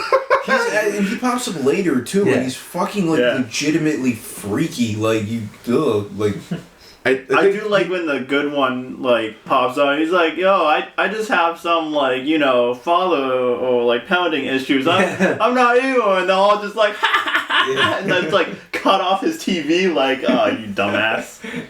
The Hannibal Lecter one's kind of fucked in the head because he comes from a universe where he destroyed Captain Marvel. He has a time plot where he goes back into the past and stops Billy Batson from ever being born in the first place. So now he's like, I want the little boy and the pretty girl. It's just destroy everything that is Captain Marvel. And he's gone crazy, presumably in his universe, because he's gone nuts from not having Captain Marvel to go on foil. I love the regular Savannah's reaction to that is just, quite. Okay, freak. Yeah, but the reason why they are able to go and make this 8th day is since they're talking throughout time itself, or through all these comics, that they go and they get this crystal called Suspendium, which is very, very old school C.C. Beck shit. Yeah, it's actually a deep cut. Basically, in the 1970s, when DC bought Captain Marvel from the old Fawcett people, they explained why he hadn't aged in 20 years, as the world had been frozen in a block of this element called suspendium for 20 years. So it was now the 1970s, but no time had passed on world. And So they're basically using the same element that was used for a plot point 40 years ago to explain this. Timequake. Timequake, sure. Yeah. Timequakes. I feel like I played that in an arcade in a bowling alley when I was a child. I love the fact that, sending his kids out, who he definitely has, like, zero regard for, is like, I'm just gonna go and use you as my guinea pigs. Fuck you guys until I can go and refine my Dr. Sivana equation.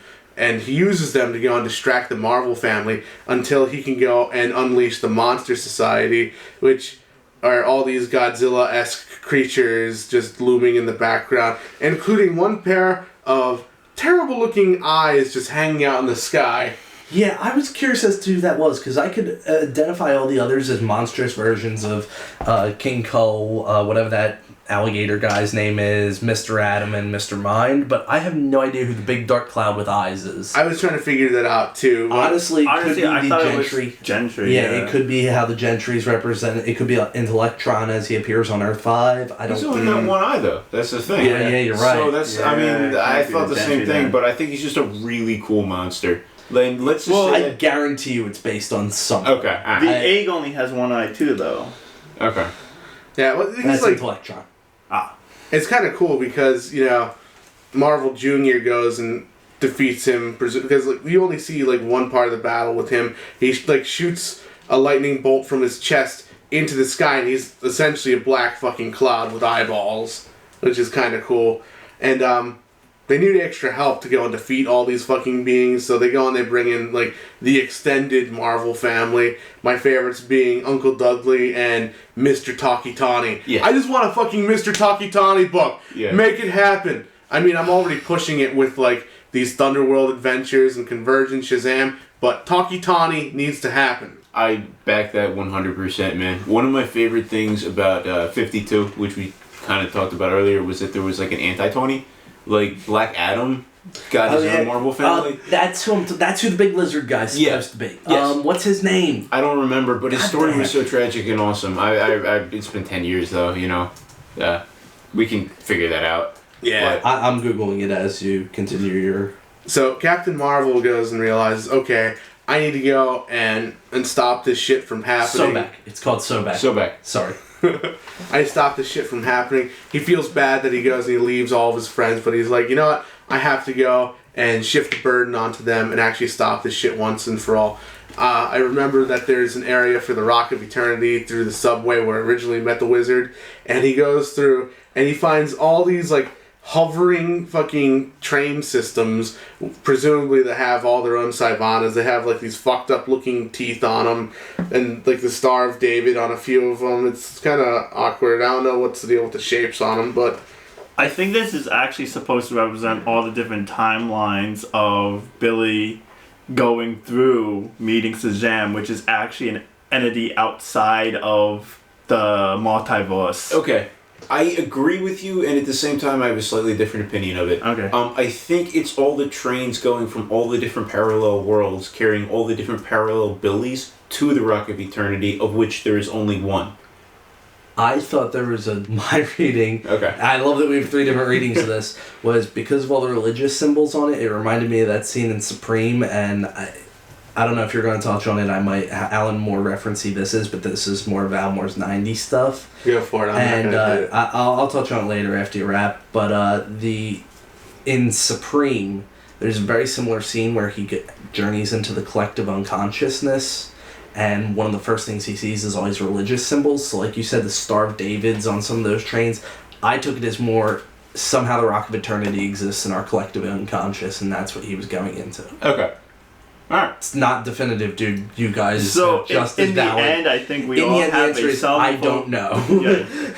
But there's some sort of form that this is outside of the multiverse. Yeah. Yeah. This isn't a subway tunnel to the Rock of Eternity. This Right. is something else entirely. Yeah, Daniel. I love how all these Sivanas are kind of chilling and constantly mugging the camera too. Well, as they're sitting there to go and taunt with their various evil laughs of different varieties, just I love Mexican wrestler Savannah. Lucha Libre. Yeah. Yeah. There's Sunglasses Savannah or Snake Savannah. Baby Savannah. Well, is Snake Savannah... Okay, there's definitely a Snake Savannah, but then there's also the Worm Captain Marvel bad guy. Right? Mr. Mind. Mr. Mind. He's a separate guy entirely. He's a separate character entirely. And the Snake okay. Savannah is from the animal universe. Okay. Oh, Captain Carrot. Okay. All right. Funny animal world. I like that Sivana is like so single-minded though that he thinks is like, oh, we have super Sivanas, monsters, time tornadoes, like all these fucking things. These are what gonna go and take down, Captain Marvel. And then you have like the moment of trying. By the way, I think they hit something with the death of Superman here, but I'm not really sure. Yeah, I thought that too. The way they bolted out Death of Captain Marvel, but.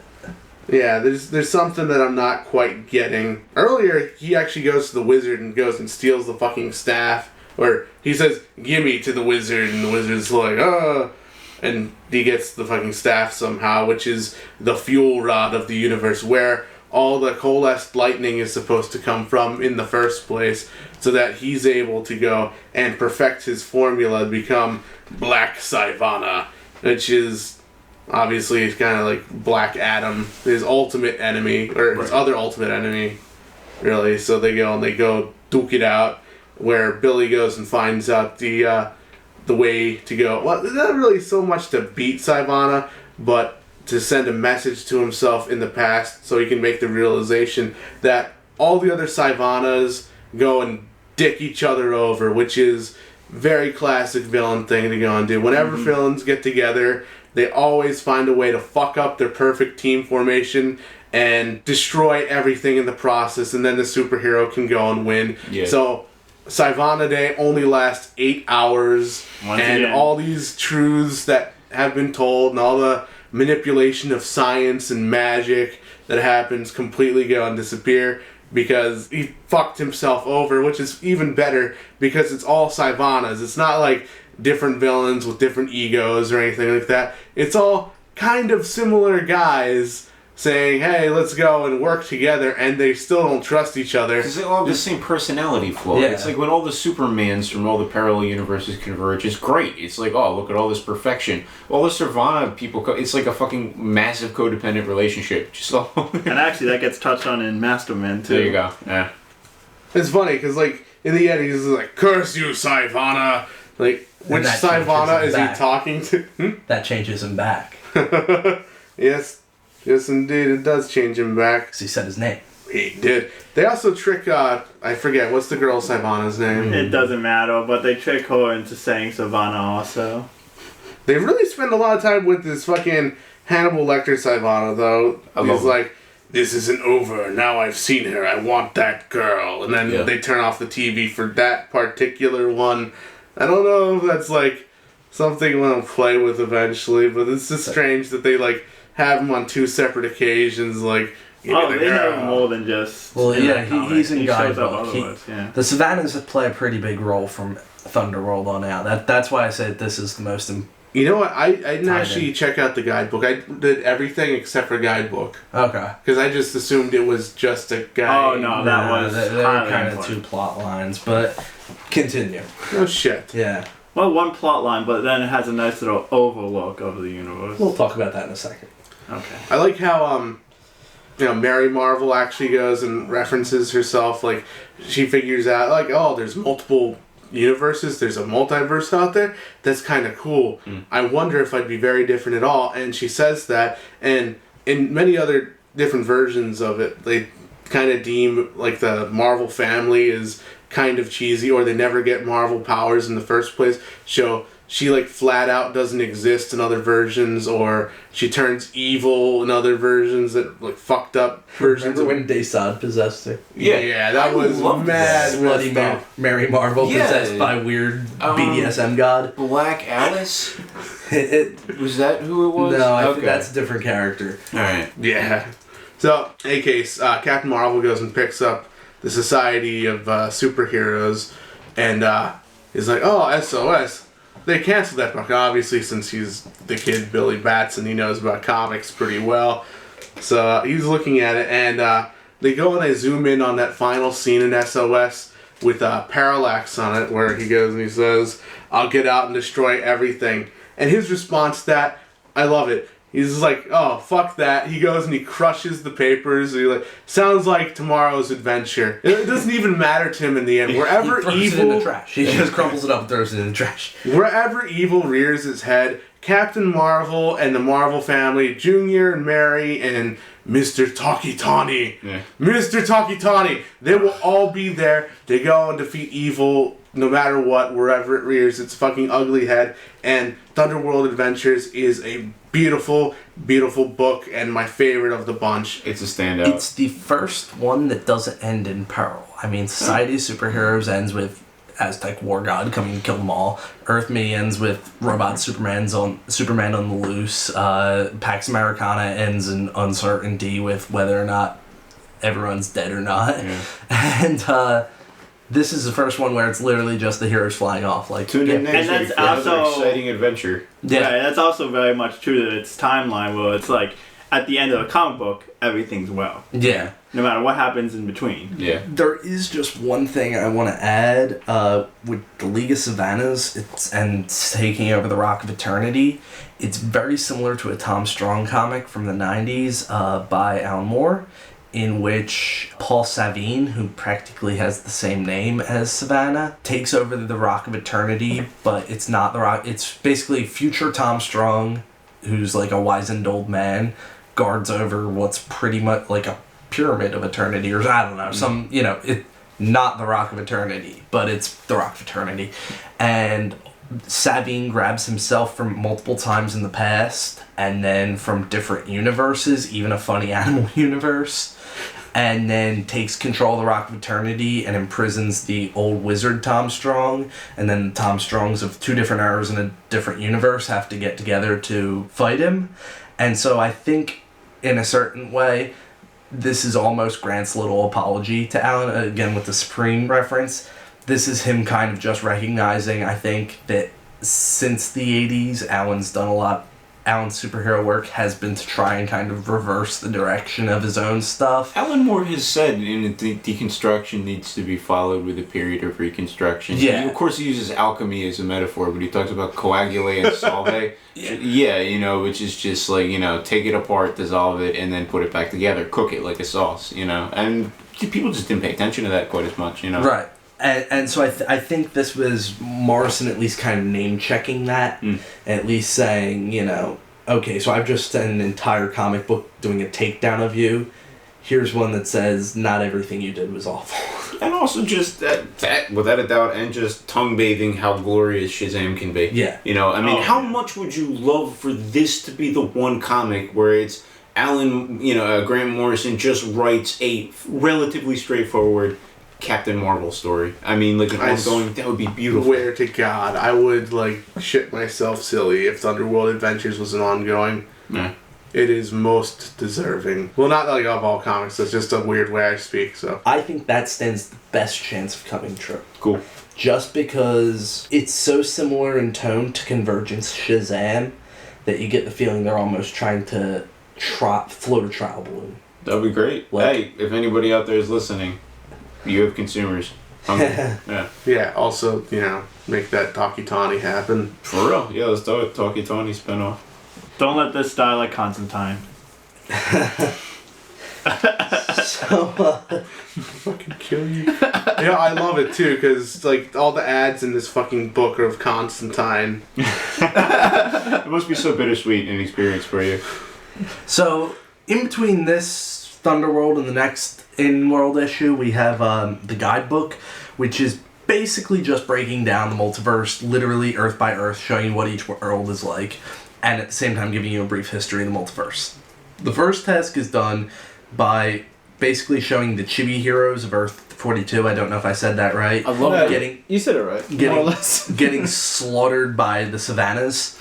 Yeah. The crazy Savannah that we've been talking about too. Yeah, he's their leader, and he teams up with some Judge Dredd Batman from Earth 17 because Chibi Batman's the only one that survives. And they discover this map to the multiverse and the guidebook, and they find out about all the different multiverse things that happen. But of course, a couple Chibis had made their way onto the Hall of Heroes, and it turns out that they're actually decoys created by the Gentry. The Gentry then attacks the Hall of Heroes. And running parallel to that, on Earth 51, Kamandi and Omak investigating the Island of the God Watchers and discovered Darkseid's tomb, which has etched in its walls the history of the multiverse. So, like, you know, crises and flash into worlds and all that sort of stuff. And, you know, then Nixuotan comes and releases Darkseid, who he says is, like, part of the symphony of the Gentry. Presumably that's where the Darkseid's attack on Earth 2 and the World's End crossover event occurs in this timeline. Really, it's just an excuse. It gives you a look on two to three other worlds and just gives you an excuse to kind of go through numerically each world and the history of what made the worlds. After that, they came out with Mastermen, I'm sorry. Mastermen. And you're going to take us through that, Chang. Taking place on Earth 10. Right off the bat, I think this has the best opening with Hitler on the can, reading a Superman comic book of Superman punching Hitler in the face. So it's very much just a nice little piece of art right then, though, just getting you right into this world. For some reason, the idea of Hitler just struggling with a bowel movement is the funniest thing. Yeah, it's great. Yeah.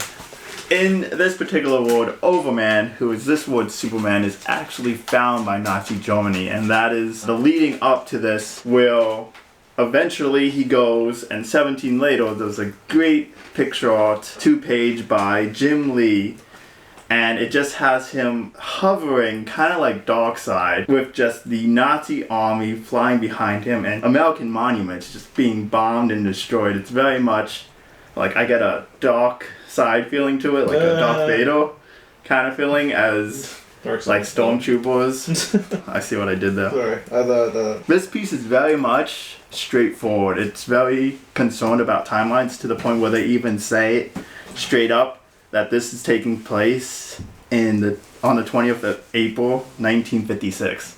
So very much they're very concerned about time with this comic book. Actually, everyone has been saying that their comic book has very little to do with the multiversity, but this comic book, more so than the others, actually has that. Yeah. And that is because Nazi Germany won World War II, and the comic books were constantly being burned, and none were released afterwards.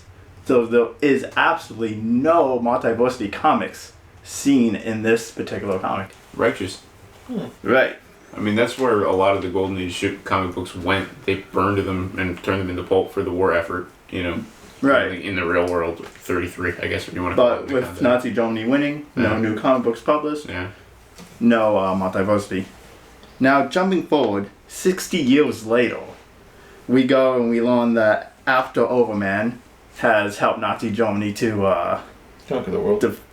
defeat America, you know, make Nazi Germany the Presumably the world. prime nation, yeah. We learn that he's having these nightmares about, I believe his name was Lord Destruction? Broken. Lord Broken. And that is the only image of the Gentry we get in this. Once again, being very subtle and very light in the multiversity. But we learn that Overman is actually having doubts about what he's did. Because upon returning to Nazi Germany, you actually see him standing over piles and piles of burned corpses with smokestacks in the background. A very dark image of what Nazi Germany did. And it is only now that we get Uncle Sam, of all heroes, to sprout up again as a kind of ethereal image, first off. A very, kind of mystical being to Overman's very physical nature in this comic. Yeah. Very Star Wars like. Yeah, like a forest ghost. Holy shit, like a 40-foot tall forest ghost. Yeah. Exactly. Fuck. And he goes and attacks Overman and his crew, leading us to the Using Eagle's the Nest. human bomb as a suicide bomber. That's a hilarious concept. Because it's like taking like American insurgency, like we didn't give up our ideology or anything like that. It's just we're so powerless we had to get driven underground like Al Qaeda. That's a major force too. Yeah. You just brought up there, and I'll bring back us to that later. But in the Eagle's Nest, we go and we see kind of like the Justice League of this world, and I love it because this comic book gives me a very much image of Red Sun. That's what this parallels to, kind of like just the Superman if found by another world, and leading up to that, this Superman is actually thought to have come from the future by Hitler. Yeah, which is very much Man of Tomorrow. Right, the Man of Tomorrow, the Man of Iron. Yeah, it's a distinct reference there. Right, but it's the Red Sun was presumably from Krypton, but was actually from the future. Yeah. Here, this one is perceived from the future that is actually probably from Krypton. Fuck, I didn't even think of that. Right, it's very much just the exact opposite. But here you get a brief glimpse at, the heroes of this timeline, where they come from and whatnot. This Batman's called Leathering. The Martian Manhunter is just the Martian. I love that they give his last name as Von Hammer, which implies that he's descended from enemy Ace, the World War I and World War II hero of DC War Comics that takes place in Germany. And I think one of my favorites is Wonder Woman, who's just Brunhilde. Probably one of the most... The whole thing is very Wagnerian. Yeah. Classic Valkyries. And even so, whenever... This whole comic obviously is English, but they're not actually speaking English. They're speaking German. Deutsch. Whenever Uncle Sam is speaking, they actually reference him as speaking a dead language and a forbidden language. So we know that English has actually been completely wiped out. So awesome. Another thing that you'll see here is halfway, a little bit more so, through the comic book we go when we look at America, and it's in ruins. We are still in like the old school, like World War II buildings, and as you said, Jim, completely underground. But right afterwards, in just a few pages, you go and you look at Nazi Germany, and it looks like you're on Krypton. It looks absolutely 24th century, kind of golden style. There's a moon in the background. Absolutely like beautiful utopia, Built on and that's corpses and bones. Like he created a perfect ideal world for his people on the right, and that's actually eating away at Superman right now. He feels very much like, he says in the comic book that he feels like this is something that should be done to him. Like he deserves what's coming to him, and he knows it's coming too, and he feels like he shouldn't stop it. It kind of also brings up like the nature versus nurture thing.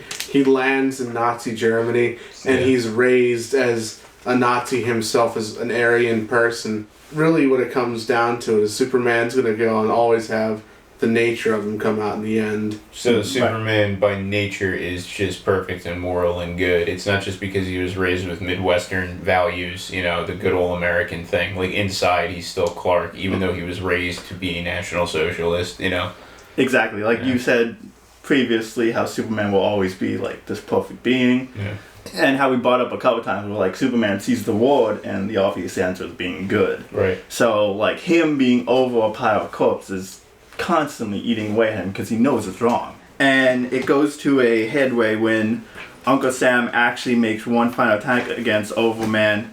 Ironically enough, during an opera, during like the final scene where... I think it's actually Ride of the Valkyrie. I think it's supposed to be like the ring cycle or whatever. And one of the operas get stabbed in the back, and it is right then and there that Uncle Sam comes up, and it's like he's calling time on this corrupt world. He's saying how, this is a long time coming, how this was wrong.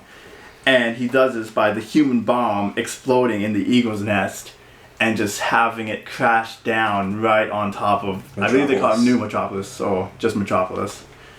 And Uncle Sam actually reveals the main fault in the Superman, and why the Superman will fall is that Uncle Sam says that we are fighting for something that we believe in. And Superman of this world has very much lost his belief in this perfect world that he created, because he knows he created it on lies and destruction and the absolute genocide of the Jews. So Superman can't believe in evil, even if it is the ideology that he was handed. He can't do it. Exactly. I love the image of Uncle Sam where he's like, I want you to pay for your crimes against humanity. And that is a great piece, because it's also, when he does it, it's an old time piece. It's a little poster that they have like getting hanged up across Metropolis. Really? It's I didn't notice that. I just noticed it when the 40-foot Green Ghost version does it. When it's first seen, Leatherwing is holding it up. Oh, I see. Yeah, they also have like a lot of other classic American, but like Rosie the Riveter and shit. who's kind of hanging around. Those were old school DC comic book characters. Were the Freedom Fighters or the Freedom Brigade or something? The Freedom Fighters, they were actually Quality Comics characters that got bought by they got bought by DC, and basically since their adventures all took place during the war, DC, when they bought them in the 70s, was like, what if that war never ended? Yeah. What if they're just still fighting the war? And so you see it in the classic Freedom Fighters comic. They had, the last couple American heroes fighting a losing war against the Nazis, and this takes it even further, as in America's not just alone, America's conquered. Dope. I've seen those characters pulled into stuff, but it's mostly like this, like big crossover ones, like Infinite Crisis. I remember Uncle Sam was a big deal in that. Right. He was fighting the Battle of Bloodhaven. And I picked that up and I was like, what the fuck is this? Like the guy from the propaganda posters? It was just having like Paul Bunyan all of a sudden show up, The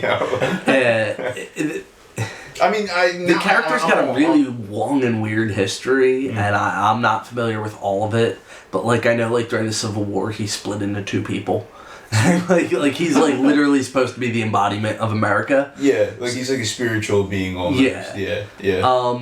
Alex Ross had an awesome Uncle Sam story where he fights with, I think it was Wonder Woman's mom, because they were arguing about democracy, and so they were both these propaganda images but also spiritual embodiments of the ideals.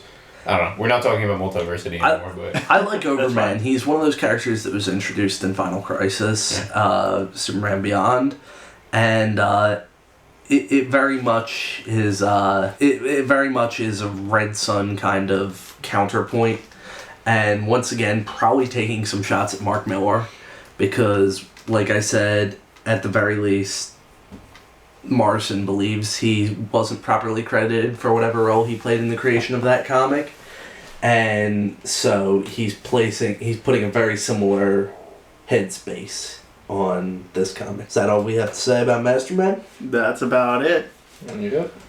Alright, I'm gonna roll it over to you, Jim. Alright. Or back to you, I should say, for Ultra Comics. And this is the Earth biggie. 33. This is the biggie. It is. It's the haunted comic. This is the fucked up thing. This is some serious shit. I mean, this is the comic. It straight up tells you. I mean, they all tell you not to read it. They all tell you, I know you're tempted, but please don't read this comic. But the cover of this is literally the dude pointing at you and saying, only you can save the world if you value your lives. You must not read this comic, right? Guy who's saying that is Ultra. Spelled out with two A's, ostensibly distinguish him from the other Ultras. I think he's single A. Ultra Single A is A. the later one. Ultra. Gotcha. Alright, so that's Ultra, but this is some confusing shit. I'm not even really going to try to delve into the plot of this comic book too much. I don't think that we need to do that. The comic itself is less of a story, I think, to me. I mean, it is a story, but to me, it's less of a story than it is sort of an architectural scaffolding. Like, this is a comic that needed to happen in order for the rest of Multiversity to make any sense. I don't know, I've puzzled in my head a little bit over what the reading order of Multiversity is chronologically, like what order the stories take place in respectively. I don't know that there is an answer to that, but this one being at the end is interesting, especially, or in order of publication coming out towards the end is interesting, especially in reference to what we were talking about earlier with things causing themselves in a sort of 8-ish Ouroboros type thing. This ostensibly, without delving into too much detail about DC Comics and the nature of reality and fictional things being real somewhere else, we can talk about that later maybe, but this ostensibly takes place in the real world, although I'm a bit unsure about how to read that since I was outside on the day that this issue was published and it wasn't an apocalyptic wasteland populated by feral, cannibalistic super children. But take that, interpret that as you will. This takes place on Earth 33. This is supposed to be Earth Prime, in a sense, one of the Earth Primes, which is usually supposed to be where I am talking about this and where you are listening to this and where we're not supposed to talk about multiversity or propagate it because of these feral, evil, intellectual beings that are going to murder us all. Through the comic book. Over the course of the story of the comic, you see the creation of Ultra, who is not the protagonist of the series exactly. He's not the hero, but he is the focal point of it. I We are. Yeah, in a sense, because he's endowed with a gem on his head that is... the imagination gem. Yeah, it's the imagination gem, and it's imbued with all the powers of... The power of readership. Essentially, all of us reading the comic, and comics in general, maybe fuel this thing that's on his head, which is him. Very interesting idea. I don't know who it is who creates Ultra. That's one of my biggest questions. It's the meme smiths. Okay, but who the fuck are they? Grant Morrison, Doug Mankey. That's who they're supposed to be? Yes, they're literally, their credits aren't writer and artist in this, they're mimetic engineers. Okay, alright. So, I mean, are the meme smiths working through the creators? Or, you know... Or no, literally, okay, so it's not taking place on Earth 33, it is Earth 33, but he's a comic. When he talks about his molecular makeup, yeah, he's talking about the stuff that comics are made out of. Right. And... So the adventure that he goes on is not taking place in the real world, because in the real world, Ultra appears as a comic book. Okay. But it's in our imagination. It's in the collective imagination space of the people reading the comic. As is everything else, though, which is what confuses I guess me. when he looks at like his own comic, he's just kind of like, oh, that's, I guess, how I look like, because he doesn't even realize how he looks. He's like, I guess that's how I'd look, but half my content wouldn't be missing. And I think the idea being most comics were actually tuning in on the reality of another world. In this one, we're entering an imaginary world created by these meme smiths to power the first superhero who is a comic book. There you have it. Okay, Ultra. Fantastic. There's some really cool shit in this. I especially like the sequence where Ultra, who in a way is creating himself, updates himself through different eras of comic books. Like he's refining himself, and like the art style reflects that. Like he goes through like an edgy stage, he goes through like a deconstructy stage, he goes through like a whatever, like Rob Liefeld, Jim Lee, whatever. That was super dope. It's like, mind bubbles make me seem dated. Yeah, and then he just stops talking in them, you know, which... fucking rules. Starts using those little boxes. Yeah. As we said earlier, he is given the mind gem, which is powered by, or is the power of our collective readership or imagination or something Morrison-y like that. It's delightful to read, challenging to explain. Over the course of the comic, Ultra eventually begins to square off against Intellectron, who we've talked about a little bit earlier. He looks like an Aramon from the Final Fantasy series. I thought that was pretty fucking cool. But he winds up fighting Intellectron and attempts to use the collective negativity from internet dweebs as like a laser beam death weapon. Like if any, I'm referencing a lot of video games here, but it reminded me of the end of Super Metroid when Samus shoots like the super laser at Mother Brain, you know. But I thought that was interesting because the idea is you see on panel, you know, like blog comments popping up and little message board posts saying about like, oh, this is so shitty, this guy's taking so much of my money. And it's Morrison who, if you're listening, buddy, you gotta stop going on the internet. It's not good for you. Like, you don't need to read what those assholes say. I think that's very much a shot at them, though. Because it doesn't work in the end. And it's just showing that Grant Morrison may see this, but it's not going to affect him in any way. It certainly won't affect Intellectron. Right? Yeah. It certainly won't solve the problem, which is interesting, okay? Because if we want to, right, the negativity beam or whatever it is, we could supercharge that if we wanted to. Like, if we went online and took charge of this, we could, like, superpower the negativity beam just by talking more shit on the story and possibly help him to defeat Intellectron. You know what I mean? But ultimately it wouldn't work because the end of the comic can't change. So that means that there's an ultimate futility to the negativity on the internet. Okay. The end of the comic could change if the plot point that leads towards it does.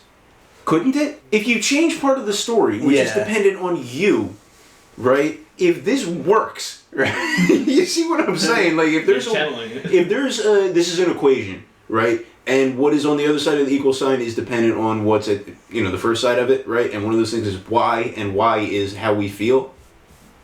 I've made my point. Yeah. Oh, hopefully. I'm just saying that the mimetic engineers created this Ultra says as a trap for Intellectron, so that he would become a thing of a comic book and would therefore lose his potency as an idea. Right. And therefore wouldn't be of any threat. And that doesn't work. That's not a good way to trap him. It just doesn't work. Certainly in the comic book it does not work. I see that. And I think that the reason it doesn't work is because, Y equals X in this case. And that's not an effective way to fight him, even though they think it is.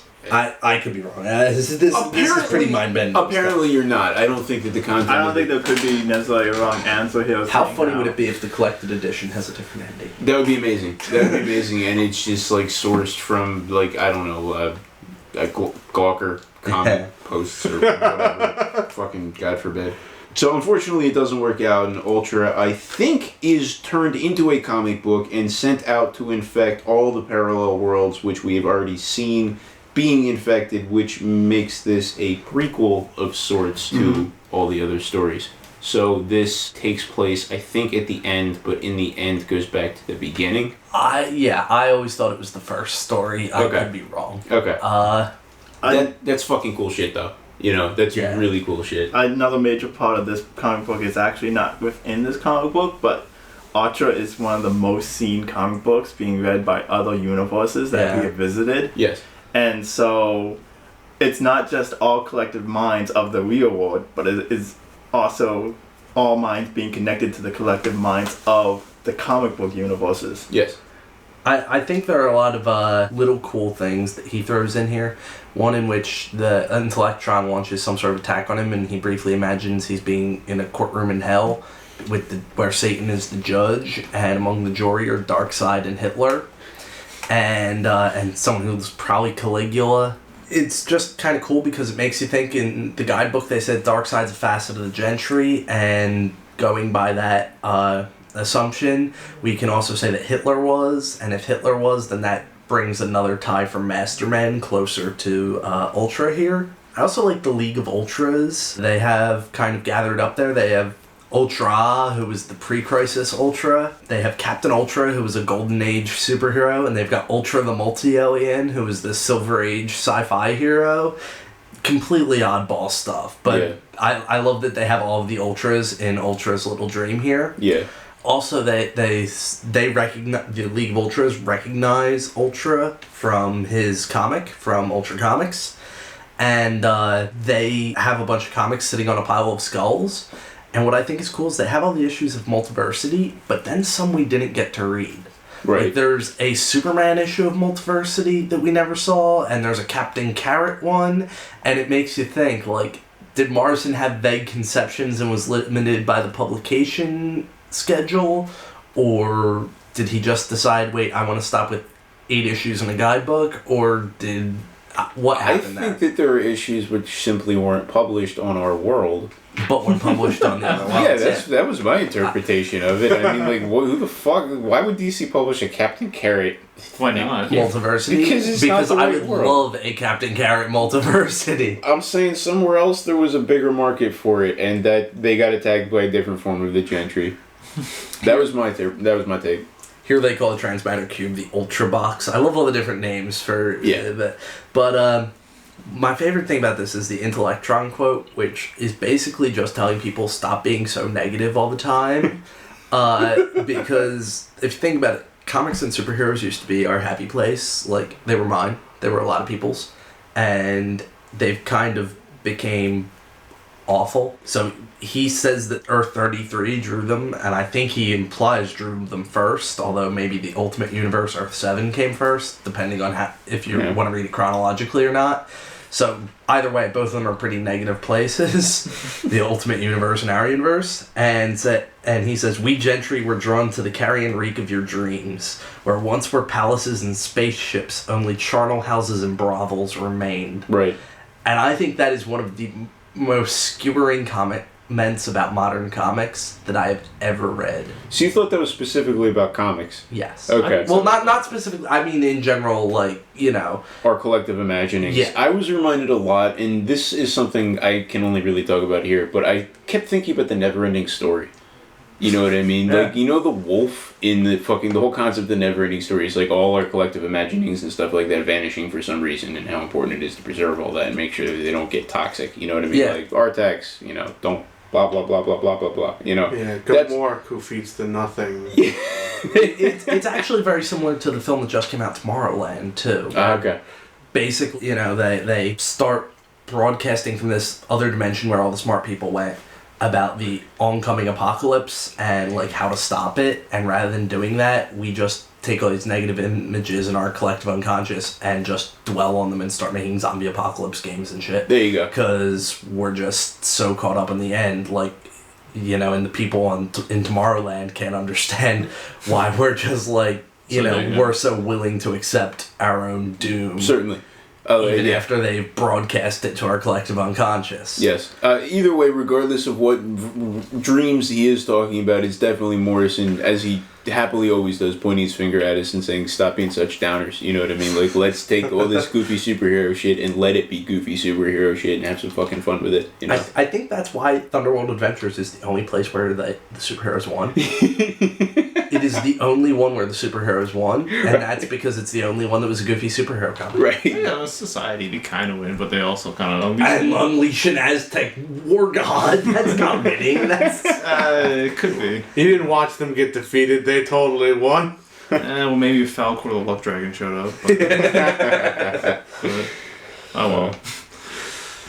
I digress. So that about wraps us up. There was a final Multiversity which showed the Savannas getting defeated by the Marvels, and the heroes of the Multiversity defeat the Gentry on Earth 8 and drive them back to Earth 7, where they find that there's some Lord of the Gentry sitting there, that probably the hand that came up out of creation in the beginning of time in DC Comics. Yeah. He has thousands of Gentry that are just feasting on the planet, and they've just finished eating Multiversity 2. Right. And Multiverse 2, which I guess is like 2-hour multiverse as Earth 2 is to Earth 1. Which is fucking awesome. Like, this story already ended on another multiverse, Yeah.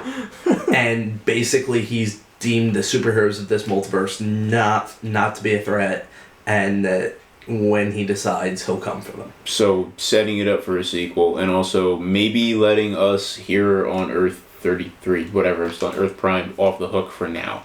Yeah. Right. But warning us. Yeah, yes. Big time. Cheer the fuck up, you miserable cunts. Or else. It's sort of like a morality tale, You mentioned the hand that created I always thought that was Jack Kirby's hand.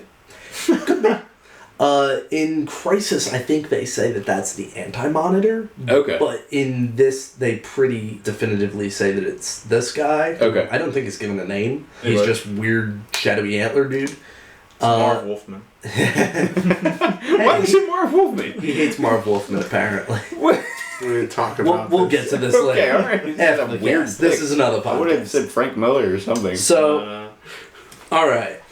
I think that pretty much wraps us up as far as like what happened in the multiverse. So what do you guys think about Multiversity? What was the point of all this? What's the You want to go round table?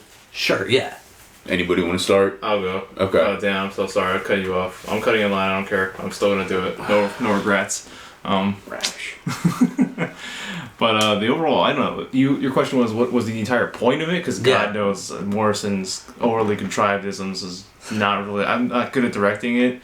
I feel like Multiversity as a whole was a lot more easy to read than like Final Crisis. I feel like that. Yeah, it was easier than Final Crisis. It's easier than eating a boulder. Like this is hard.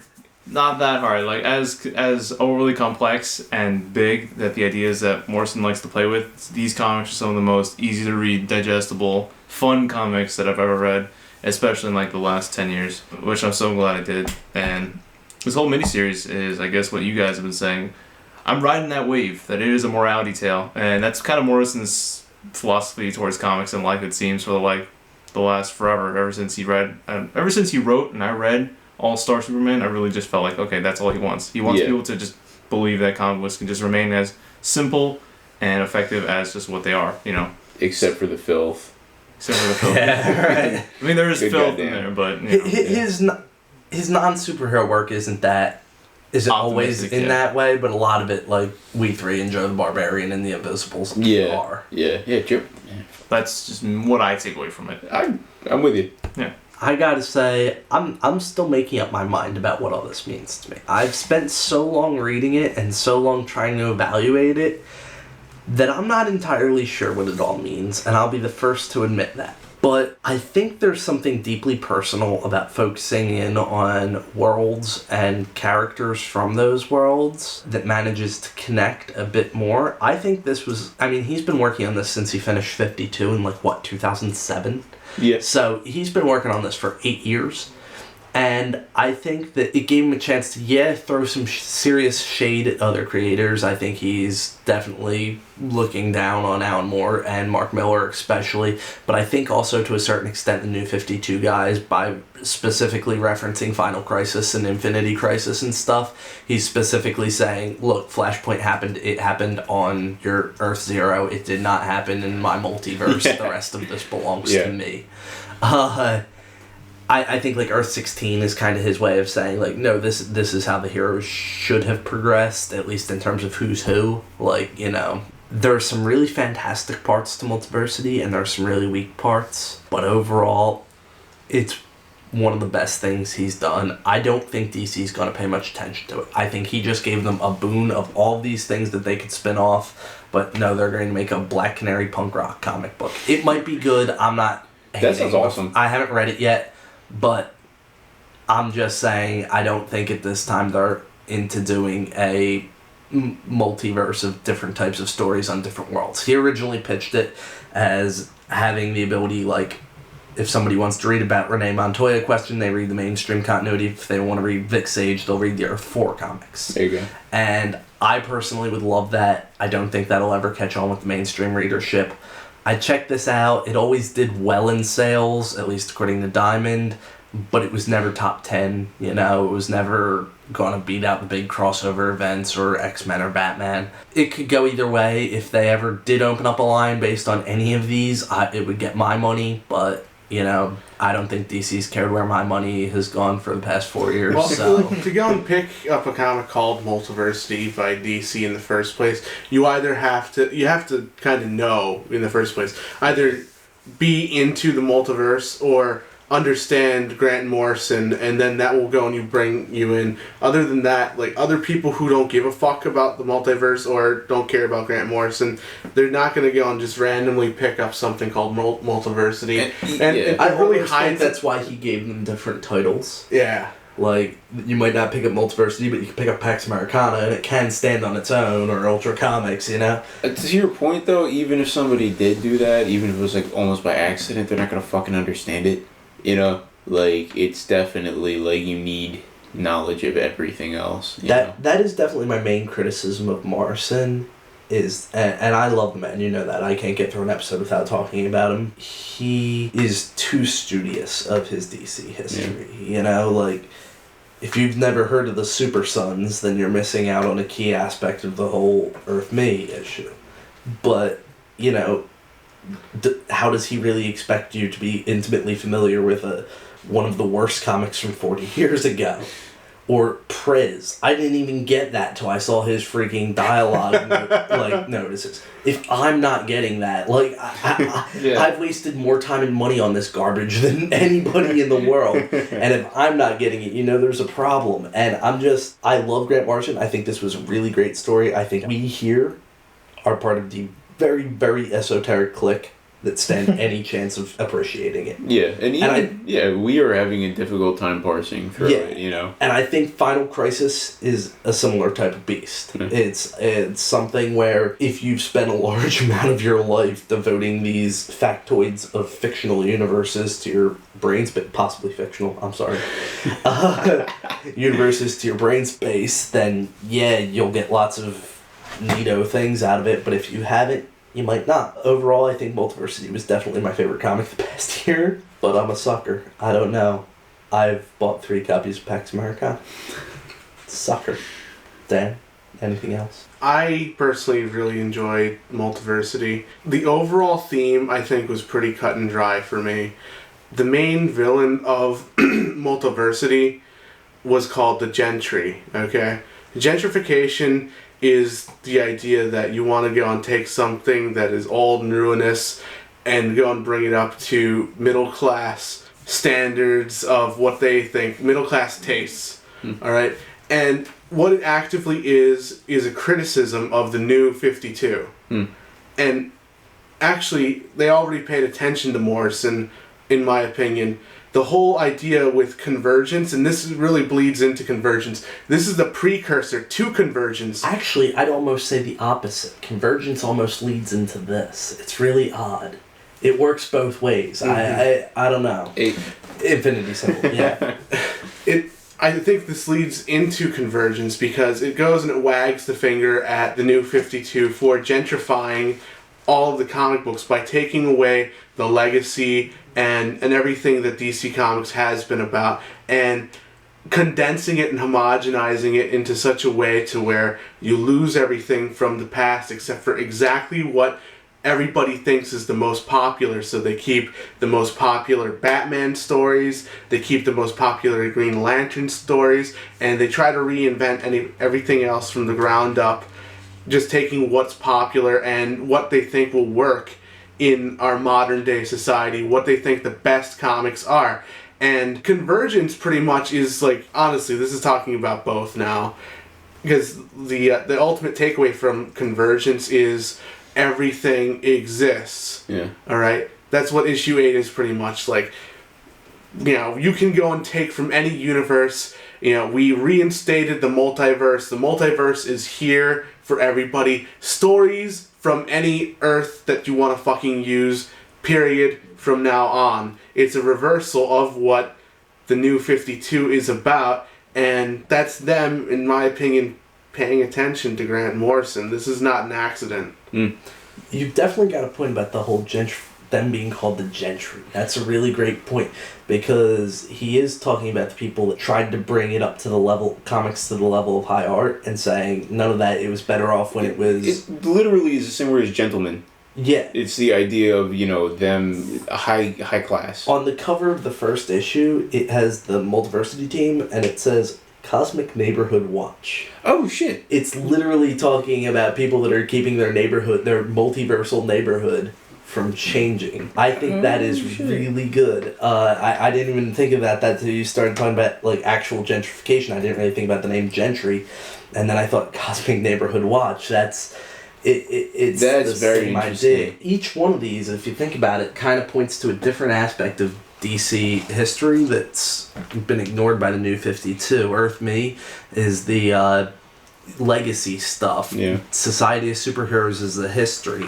Pax Americana is about the future. Thunderworld's about the simplicity and the fun. Masterman is... I don't know. Nazis.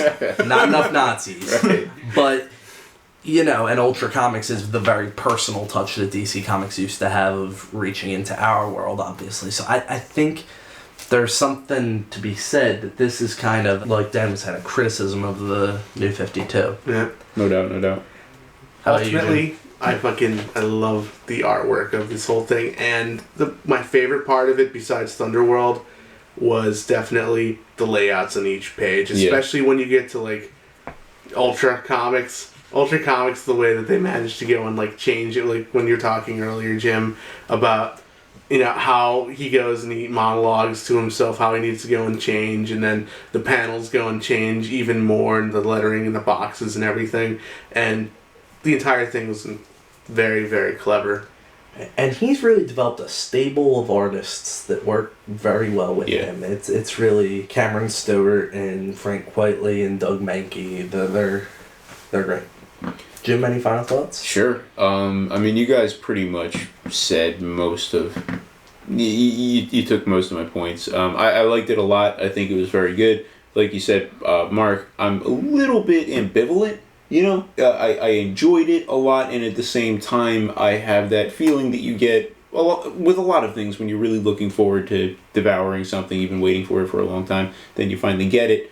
You have this sort of almost numbness about it, even if it was really good and there were a lot of parts of it you really enjoyed. I'm gonna have to let it gestate for a while and see how I really feel about it in time. A lot of the solo stories were absolutely fantastic. They stand alone. The art, as everybody's mentioned, has stand out in every single one. I usually don't care about the art that much. I'm in it for the story, but this was beautiful. I more than anything else, I'm really, really impressed by it. Almost as a feat of engineering. The way, as we said over the course of the entire episode, things feed into themselves. The story being a bit of an Ouroboros, maybe. Things could be happening simultaneously. It could be a linear story. It could begin and start itself. There's a lot to puzzle over, but that's not because it's sloppy. I'm a Morrison fanboy. I love everything he does, even when he gets complex to the point where he loses structure and it simply becomes chaotic. I think this is a case where he was definitely firing on all pistons, and the structure is absolutely there, and it's strong and complicated and really elegant and beautiful. It's taken me a couple of read-throughs to come to that conclusion. At first, I thought it was kind of a hot mess, but the more I go through it, and especially listening to you guys bring some of the finer points home, this is really something that I wish I could show to more people. I wish that the content was more easily digestible to average people. As I said when I was talking about, we were talking about Pax Americana, I just almost wish that he would do this with something that wasn't superheroes, that wasn't like continuity shit. Not that I don't love that stuff, but I mean, This is amazing talent at work, and at the very least, I can say that much, and that's me. Cool. So I think we all really enjoyed it. Even if we can recognize its failings at points, it was a work by the master. No doubt.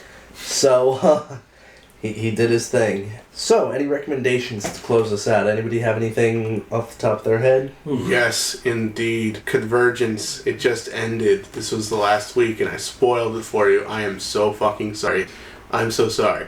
But, see, you shouldn't even been reading the main title. This was the finality of the Blue Beetle convergence and the Shazam convergence. So if you listen to me talk about Thunderworld Adventures and you're like, gee, that sounds really cool. I love C.C. Beck, or, I just love, cheesy old superheroes. Fucking read that book. Convergence Shazam. I'm not sure you're going towards your target demographic when you tell people that love cheesy old-fashioned superheroes to fucking read the book. Yeah, I guess I should probably take a less authoritative tone with them and be nice. Read the book, old chum. Read the book. Yeah. I just get angry when you don't read them. when you don't read them and give them your money and then they don't make any more because you're not reading them, that's what gets me. So you should read them. Guys, he yells at you because he loves you. That's how that works. He's like an abusive father. That's the joke. Sorry to make it so literal. I have no sense of brevity. Just do it. That's how we go. Let's see. What I got one. It's actually kind of hard to track down. It's an indie comic. It's only published on Earth Manderson. I've been following it. It's called Manderson Comics. It's really, really good. There's been a podcast subplot that they've been working on over the last couple of years that really came to a head today. The most recent issue, the protagonist went to work, fell asleep, drank too much coffee, and then talked about a fictional comic book called Multiversity. I fully recommend that you check it out. That's me for this week. I'm going to have to recommend, I just started reading for the first time actually, even though it's something I should have, The New Teen Titans by Marv Wolfman and George Perez. Oh my god. It's really just a solid, great book by two of the best creators in the history of comics. Are you talking about the old school, like the 80s? You fantastic shit. Yeah, it's a great comic by a great creator and a brilliant mind. It's a nice little nut punch because I love Marv. Sorry. And that's like the one book that I actually accept from him. I just had to go. After you told us you didn't like Marv Wolfman, I had to. I'm sorry. It's like, oh yeah. I'll endorse that. No, man that came up with Blade, dude. No, he's cool. It just, I don't care about all he's created. People will use Blade way better than him. Whatever. That's a good book, though. I will second that recommendation. Okay. But yeah. as always, I'll pick the fucking stupid modern pick. Actually, no, you actually picked something relatively recent today, thankfully. Yeah, that came out on Wednesday. I know. Jim's came out next month. I know. Yeah. That's true. Yeah, On Earth 17. Jim's way ahead of me. I'm the one who's far behind today. I was gonna say I was gonna include the Spider-Verse tie-in to Secret Wars by Mike Costa, and it's by who's the artist? Andre Arahu, and I don't know if I'm pronouncing that correctly, and I apologize, but it's fun. It's another chance to revisit the Spider-Verse. It lives on in these Secret Wars correspondent issues. It's very, very strange. It's the Spider-Verse, with all the characters that were intertwined through the Spider-Verse event that was going on. That was penned by Dan Slott, but everything's changed. The spiders are all confused and mixed and jumbled up, and it's got a weird mystery hue, but it still has that 1-2 Marvel clever wit, and the main character is Gwen Stacy, so I'm sure it's going to print money. So yep, you guys go check it out. Is she still wearing that really cool costume? Yes, the hoodie she's thing? wearing that costume, but now she has amnesia. Oh, a comic book character with amnesia, holy shit. I know. Right. So it's just a web for money. I have to read that. I haven't read any of that. Nothing. It's all good. Yeah. They have a big Edge of Spider-Verse omnibus that's fucking huge as hell. It's at least a $50 to $75 hardcover at this point. No doubt. Yeah. I have a joke about that word. Omnibus? Yeah, because I Nimbus. I don't know. I was about to buy a car off my mom, but instead I spent my money on a Starman omnibus or several. And my parents were like, well, why don't you have the money? And I was like, well, I bought an omnibus. And they were like, oh, so you don't need the car. You can just take the omnibus. The omnibus should have been a vehicle in Multiversity that just everybody can be in. Everybody. Oh my god. On that note, because I don't think we'll get any more highbrow than that as far as the comic is concerned. Jim has just sliced this through. Ninja attack. Congratulations, Jim. I'm gonna take the omnibus to work tomorrow. You win tonight. As always, like, comment, subscribe. We love you guys. Have a good day. Have a good life. We'll see you next time.